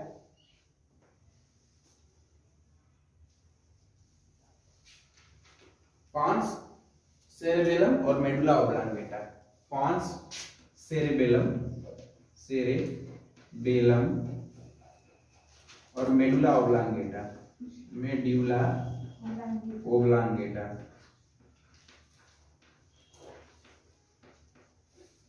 मेडुला ऑब्लांगेटा मतलब जो सेरेबेलम का जो पोस्चर मेंटेनेंस के लिए काम कर रहा था वो किसका भाग है? एक्चुअली वह भाग है हाइंड ब्रेन का, वह भाग है हाइंड ब्रेन का भाग है। अभी बताया गया था ना कि पोस्चर मेंटेनेंस का काम कौन करता है? सेरेबेलम। किससे निकला रहता है? हाइंड ब्रेन से। इसका मतलब कि वो हाइंड ब्रेन का भाग है, हाइंड ब्रेन का भाग है। यहाँ तक सबको क्लियर है? वहां पीछे सब लोग क्लियर है? पोस्चर मेंटेनेंस के लिए जो बड़ा अंग है वो है क्या? सेरेबेलम। और वह किससे निकलता है? हाइंड ब्रेन से। हाइंड ब्रेन के 3 भाग हैं, पहला है पॉन्स, दूसरा है सेरेबेलम और तीसरा है मेडुला ओब्लांगेटा। Medulla oblongata. तो सेरेबेलम का काम तो आप लोग जान गए, क्या? Posture maintenance. खड़े हैं तो खड़ा, बैठे हैं तो बैठने की सूचना देता रहता है। फिर आप पूछेंगे कि सर मेडुला ओब्लांगेटा का क्या काम है? मेडुला, हम लोग जो सांस लेते हैं ना पर मिनट, लेते रहते हैं सांस, लिख रहे हैं, पढ़ रहे हैं, सो रहे हैं, जाग रहे हैं, ये कर रहे हैं, वो कर रहे हैं, लेकिन सांस लिए जा रहे हैं, सांस लिए जा रहे हैं। तो regulation of breathing is done by medulla oblongata. मतलब श्वसन क्रिया को रेगुलेट या नियंत्रित या नियमित करने का काम करता है मेडुला ऑब्लांगेटा। Medulla oblongata. तो एक बार प्रश्न आया था CSIR नेट में कि अगर ब्रेन में से मेडुला ऑब्लांगेटा को हटा दिया जाए, काट के अलग कर दिया जाए, क्या फर्क हो जाएगा? क्या नहीं होगा? श्वसन क्रिया नहीं, ध्यान दीजिए, श्वसन क्रिया नहीं होगी, श्वसन क्रिया अनियमित हो जाएगी, श्वसन क्रिया बंद हो जाएगी,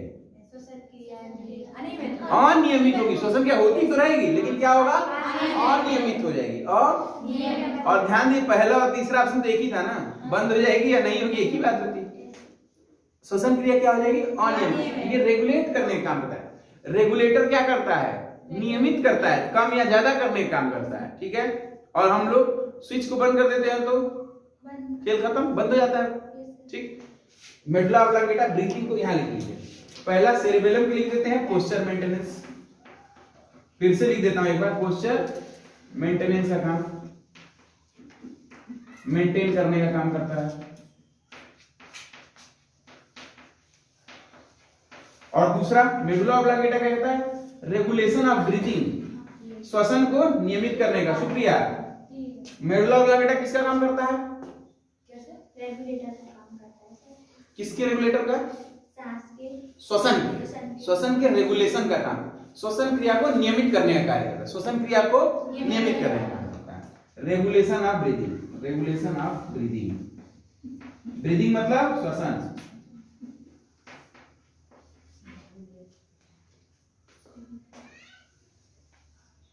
ठीक है, रेगुलेशन ऑफ ब्रीदिंग। अच्छा बच्चों,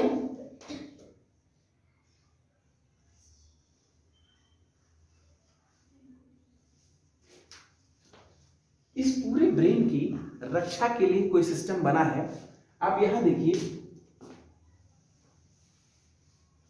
यहाँ पे, हाँ, एरेचिनेट्स और पिया मैटर, एरेचिनेट्स और पिया मैटर के बीच में गैप है। तो क्या हुआ, भगवान को जगह बचानी थी? नहीं, उसके अंदर उन्होंने सेरिब्रो स्पाइनल फ्लूइड भरा है, सेरिब्रो स्पाइनल फ्लूइड भरा है। मैं इसको फ्लूइड जैसा बना देता हूँ नीले रंग से, ऐसा करना, ऐसे ऐसे कर देता हूँ तो आप लोग समझ जाओगे। नीले रंग का मतलब पानी, सेरिब्रो स्पाइनल फ्लूइड, कुछ तरल मटेरियल भरा, सेरिब्रो स्पाइनल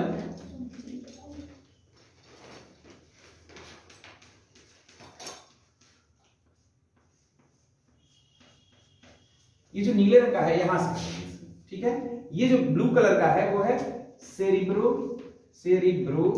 स्पाइनल फ्लूइड।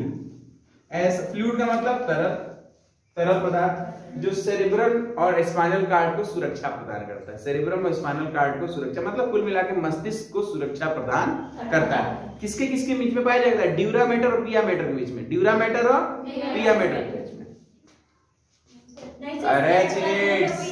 अरेचिनेट्स के बीच में।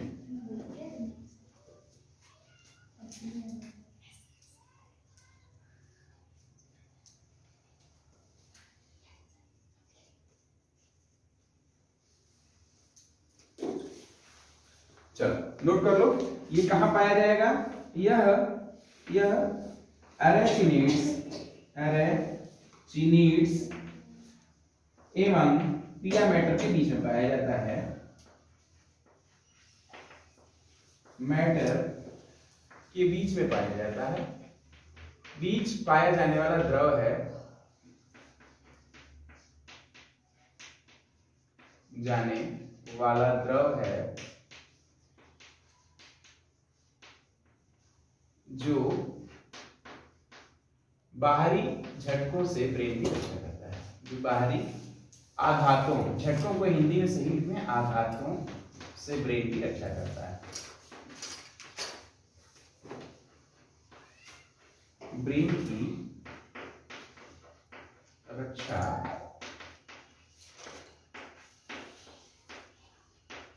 करता है। ठीक है, कारण समझ गया? ब्रेन की रक्षा करता है।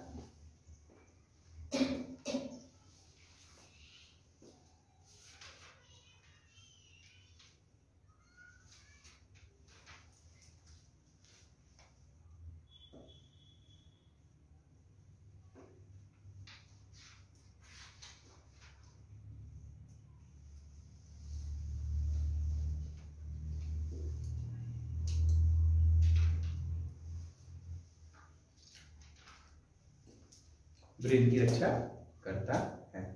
हाँ, अब इसके बाद देखिए,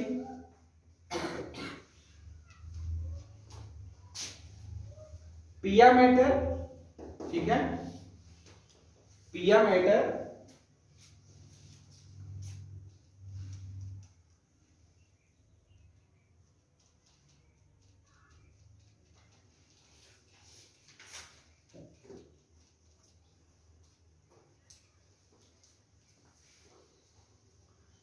पिया मैटर के बाद भी, ये येलो कलर से था, क्या था? पिया मैटर। इस पिया मैटर के बाद भी तो एक गैप है, पिया मैटर के बाद भी एक गैप है। इस गैप में पाया जाता है एस्ट्रोसाइट्स। गैप में पाया जाता है एस्ट्रोसाइट्स। एस्ट्रोसाइट्स मतलब स्टार स्टार बना देना है बस।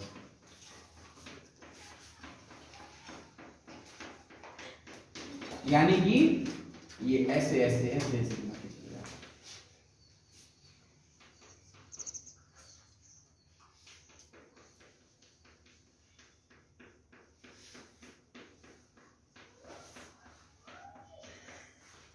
ठीक है। ये क्या है? एस्ट्रोसाइट्स। व्हाइट कलर से बना दीजिएगा, एस्ट्रोसाइट।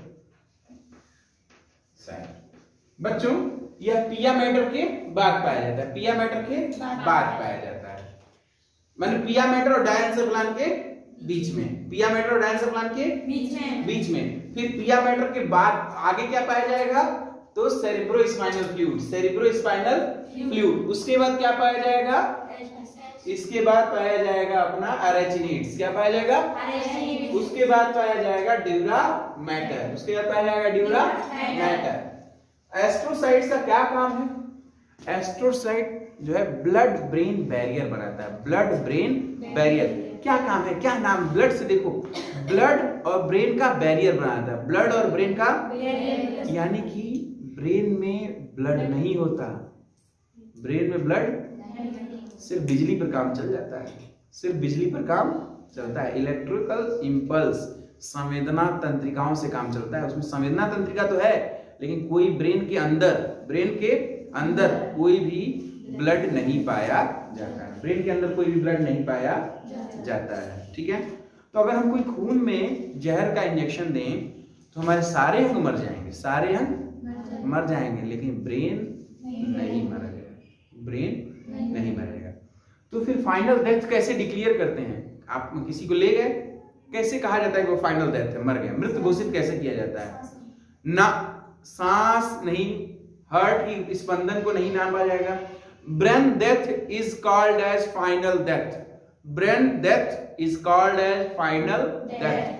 किसी का दिमाग मर गया, वह मर गया। Brain death is called as final death.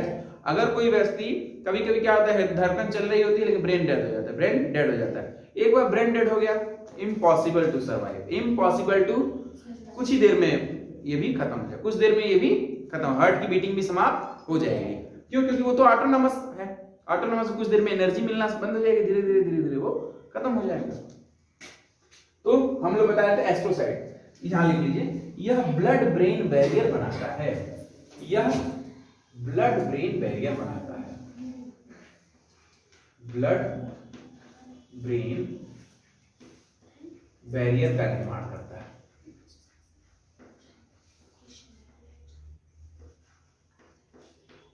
समझ में आई ये बात? सर एक मिनट, हाँ, माइंड को कैसे पता चल जाता है कि ब्रेन चल है? लपन कैसे पता करेंगे नंबर है? नहीं, अगर आप मर जाएंगे तो बताने की जरूरत नहीं। अच्छा, आप सामने वाले को जांच करेंगे, कैसे बनेगा? इंपल्स आना बंद हो जाएंगे। सेंट्रल नर्वस सिस्टम है ये, power house, central nervous system. आपके नर्व काम करना धीरे धीरे बंद कर देंगे।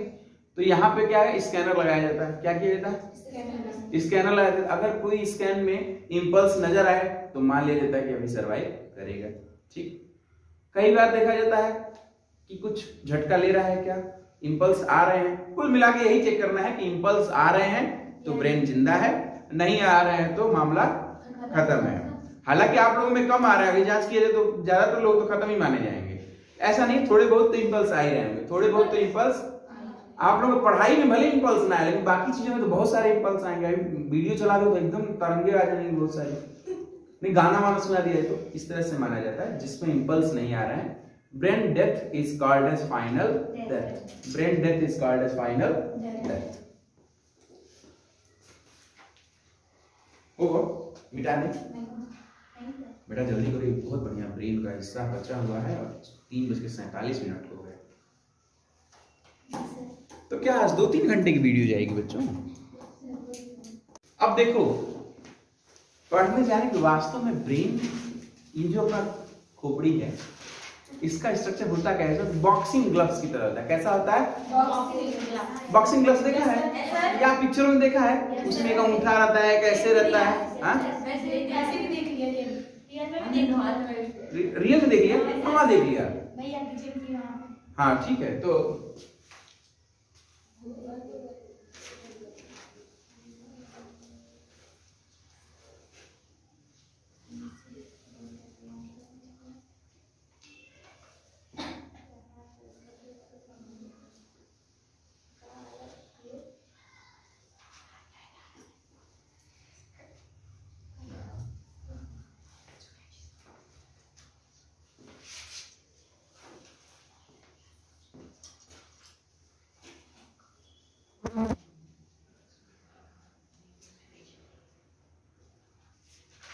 ठीक है, यह बन गया अपना ब्रेन, यह बन गया अपना ब्रेन। ठीक है, अब इसमें ये खांचे थोड़े बना दीजिए, ये खांचे थोड़े बना दीजिए। ये जो हिस्सा है बच्चों, ये हिस्सा थोड़ा ज्यादा गहरा होता है। ठीक है, ये हिस्सा ज्यादा गहरा होता है। यहां पर होता है, यहां पर होता है। इस हिस्से को कहेंगे फ्रंटल पॉली। ये तीनों को मिलाकर कहेंगे frontal poly. Frontal poly, frontal poly.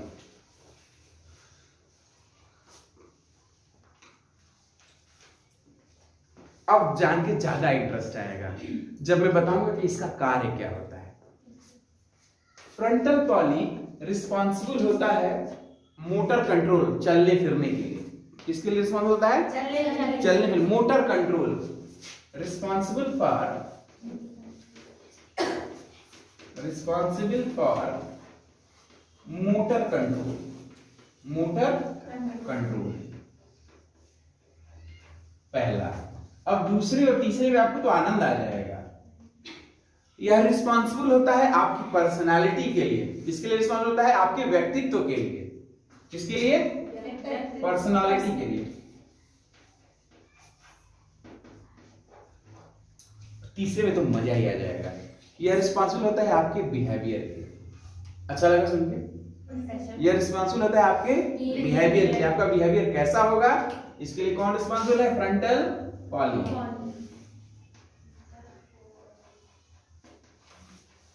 इसका यह मतलब नहीं है कि जिसका बिहेवियर थोड़ा खराब है उसका मूड फोड़ दो, फ्रंटल पॉली में ही गड़बड़ी है, ऐसा नहीं करना है।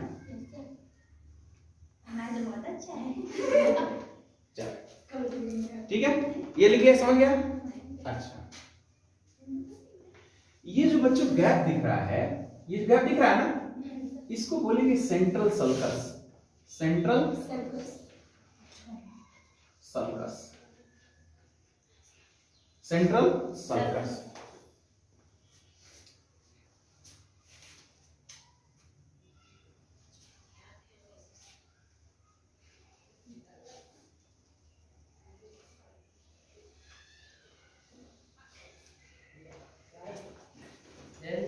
जय हिंद।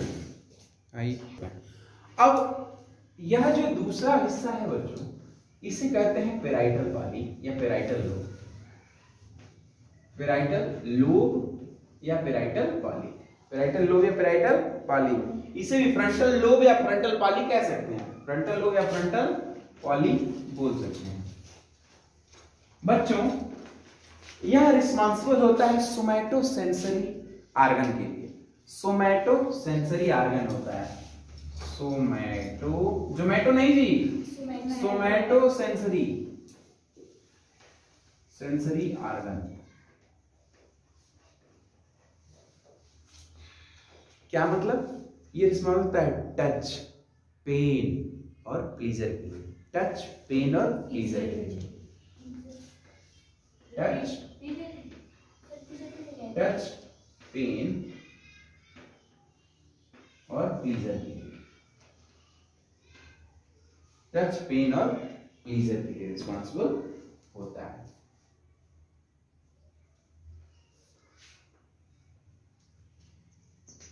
यही रिस्पॉन्सिबल होता है बच्चों फ्रंटल पॉली ही आपके इमोशंस के लिए। किसके लिए? इमोशंस के लिए। किसके लिए रिस्पॉन्सिबल होता है? इमोशंस के लिए। आ गया। अब हम बात करेंगे ये ऑक्सीपिटल लोब की। यहां से लेकर के यहां तक है ऑक्सीपिटल लोब या ऑक्सीपिटल पॉली। ऑक्सीपिटल लोब या ऑक्सीपिटल पॉली। यह जो है विजुअल कॉर्टेक्स है। विजुअल कॉर्टेक्स या विजुअल लोब कह रहे हैं। क्या मतलब है? जो आंखों से रोशनी आती है बच्चों ना, आंखों से रोशनी, उसका जो फिगर बनता है, जो हम लोग देख पा रहे हैं, उसका फिगर हमारे ऑक्सीपिटल लोब, यहां से आंखों से आती है रोशनी, यहीं पर चित्र बनता है, यहीं पर। ठीक है, जो हमारी आंखें कैमरा है तो उसका पिक्चर कहां बनता है? ऑक्सीपिटल लोब पे। इसीलिए अगर ऑक्सीपिटल लोब पे कोई थप्पड़ मारे तो दिन में तारे नजर आ जाते हैं, चमचमाने लगता है। छोटा दिमाग होता है ना? क्या है ये? ऑक्सीपिटल विजुअल कॉर्टेक्स, हमें देखने की क्षमता प्रदान करता है। ये क्या? Occipital lobe. Occipital lobe. अब आप लोगों का फेवरेट ये आ गया टेम्पोरल लोब। Temporal lobe. क्यों ये फेवरेट है? गजनी पिक्चर देखा है आपने? देखा है। मतलब मैं तो फैन हूँ, इसलिए हूँ राइटर्स का। कुछ लिख लेता है राइटर्स का मैं इतना फैन हूँ पिक्चरों के, क्योंकि देखो कितना साइंटिफिक उन्होंने लिखा है। मैं भी बताता हूँ कैसे। ये है टेम्पोरल लोब।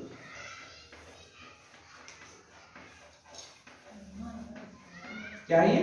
टेम्पोरल लोब या टेम्पोरल हॉर्न।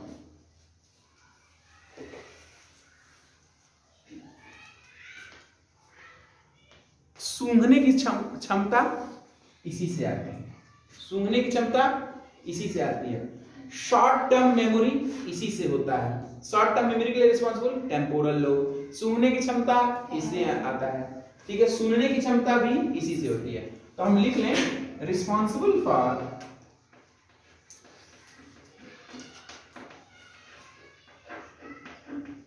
ऑडिटरी, मैंने बोलने की क्षमता, ऑडिटरी, ठीक है।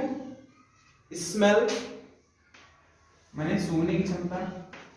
इसके साथ साथ short term memory, SHORT, short term memory, short term memory.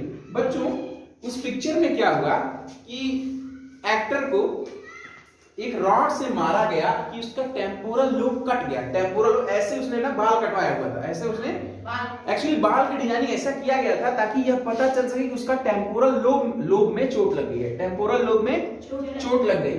तो टेम्पोरल लोब में चोट लगी तो उसकी क्या क्या चीजें खराब हुई होंगी? तो उसमें दिखाया गया कि उसे शॉर्ट टर्म मेमोरी लॉस हो जाता है। शॉर्ट टर्म मेमोरी लॉस हो जाता है, उसे कुछ देर के बाद चीजें याद नहीं रहती, कुछ देर के बाद चीजें याद नहीं रहती। इसे कहते हैं short term memory loss. Short term memory loss हो जाता है। फिर उसको क्या होता है? बोलने में भी दिक्कत आनी चाहिए थी। ये राइटर साहब यहाँ गलत कर गए। वो बोलता बहुत फ्लुएंट इंग्लिश है, ठीक है, बोलता बहुत अच्छा है, उसे सुनने में भी कोई दिक्कत नहीं होती है, लेकिन उसमें शॉर्ट टर्म मेमोरी लॉस हो जाती है। जबकि टेम्पोरल लोब में तीन चीज खराब होंगी एक साथ। बोलने की क्षमता लड़खड़ा उठेगी, स्मेलिंग खत्म हो जाएगी, सूंघने की क्षमता डैमेज हो जाएगी और शॉर्ट टर्म मेमोरी लॉस हो जाएगा। शॉर्ट टर्म मेमोरी लॉस हो जाएगा। जब बार बार बात कर रहा हूं शॉर्ट टर्म मेमोरी, तो मन में आप लोगों को आता होगा कि यार ये लॉन्ग टर्म मेमोरी भी तो कोई चीज होती होगी। हमने आज याद किया और 3-4 दिन 5 दिन बाद भी मुझे याद रहे, जीवन भर यार कुछ चीजें याद रहती हैं, वो किस में आएगा? वो आएगा लॉन्ग टर्म मेमोरी में। आइए अंदर चलते हैं, ब्रेन के अंदर चलते हैं, ठीक है, ब्रेन के अंदर।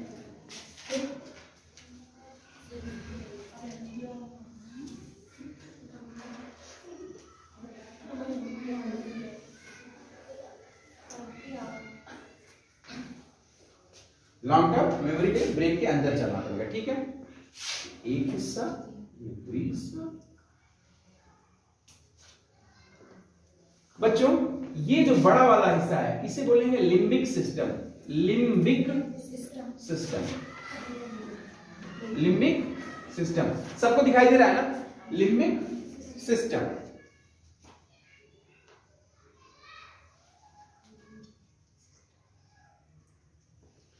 लिम्बिक सिस्टम भी टच, पेन, प्लीजर के लिए रिस्पॉन्सिबल होता है। लिम्बिक सिस्टम भी टच, पेन और प्लीजर के लिए भी रिस्पॉन्सिबल होता है।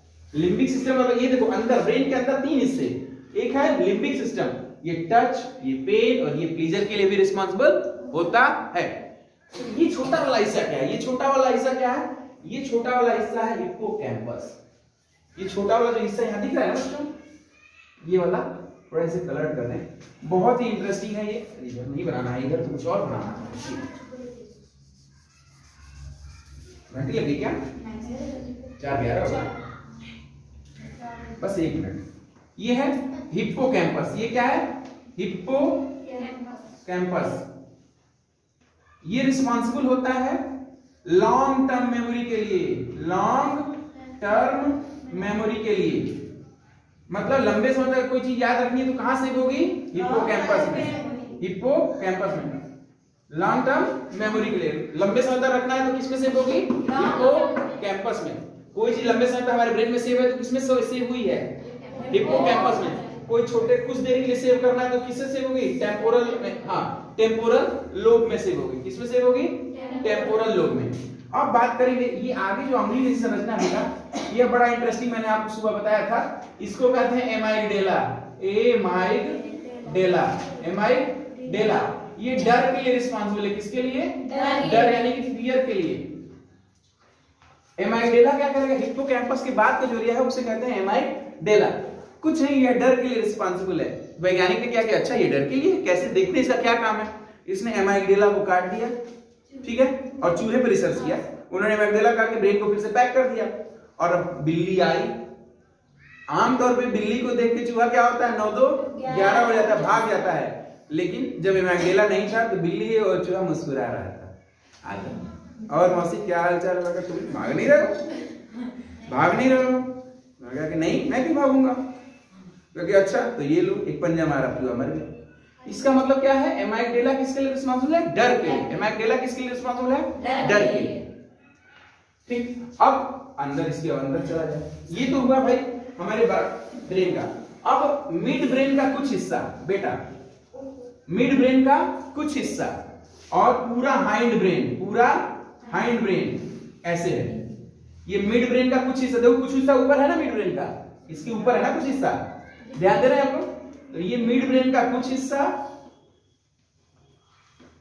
और ये पूरा हाइंड ब्रेन, मिड ब्रेन का कुछ हिस्सा और पूरा हाइंड ब्रेन, ठीक है।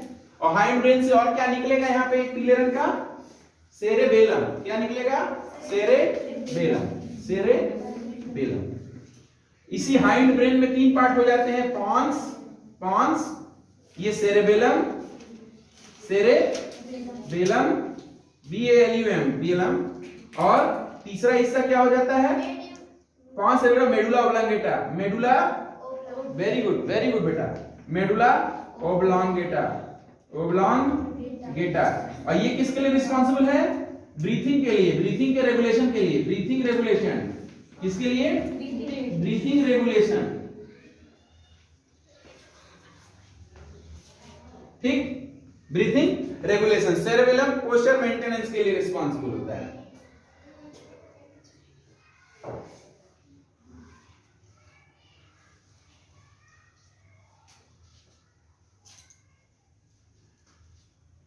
बेटा मेडुला ऑब्लांगेटा को PA ऑफ द ब्रेन भी कहते हैं, PA ऑफ द ब्रेन, या ब्रेन का सेक्रेटरी भी है, PA ऑफ द ब्रेन।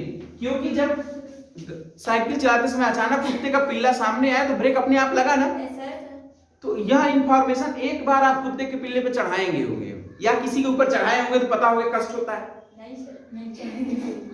यह मतलब है कि एक बार वह दुर्घटना हो जाए, एक बार वह दुर्घटना हो जाए, उसके बाद क्या हो, दोबारा वो दुर्घटना नहीं होगी। एक बार हाथ जल गया तो दोबारा आप आग में हाथ डालते हैं क्या? एक बार पिन से हाथ चुभ गया दोबारा छुपाते हैं क्या? नहीं छुपाते। एक बार मोमबत्ती से मुंह गिर गई हाथ पे, दोबारा ऐसी तैसी है कि नहीं? तो वो क्यों होता है प्रोसेस? यह प्रोसेस होता है PA of the brain medulla oblongata के द्वारा। PA of the brain medulla oblongata. ये क्या करता है? कोई सूचना जा रही होती है, अभी प्रोसेस होता है ब्रेन में, तभी तक ये निर्णय दे देता है, अरे साहब नहीं करेंगे, हटाओ इसको, ब्रेक लगा दो, ब्रेक लगा दो।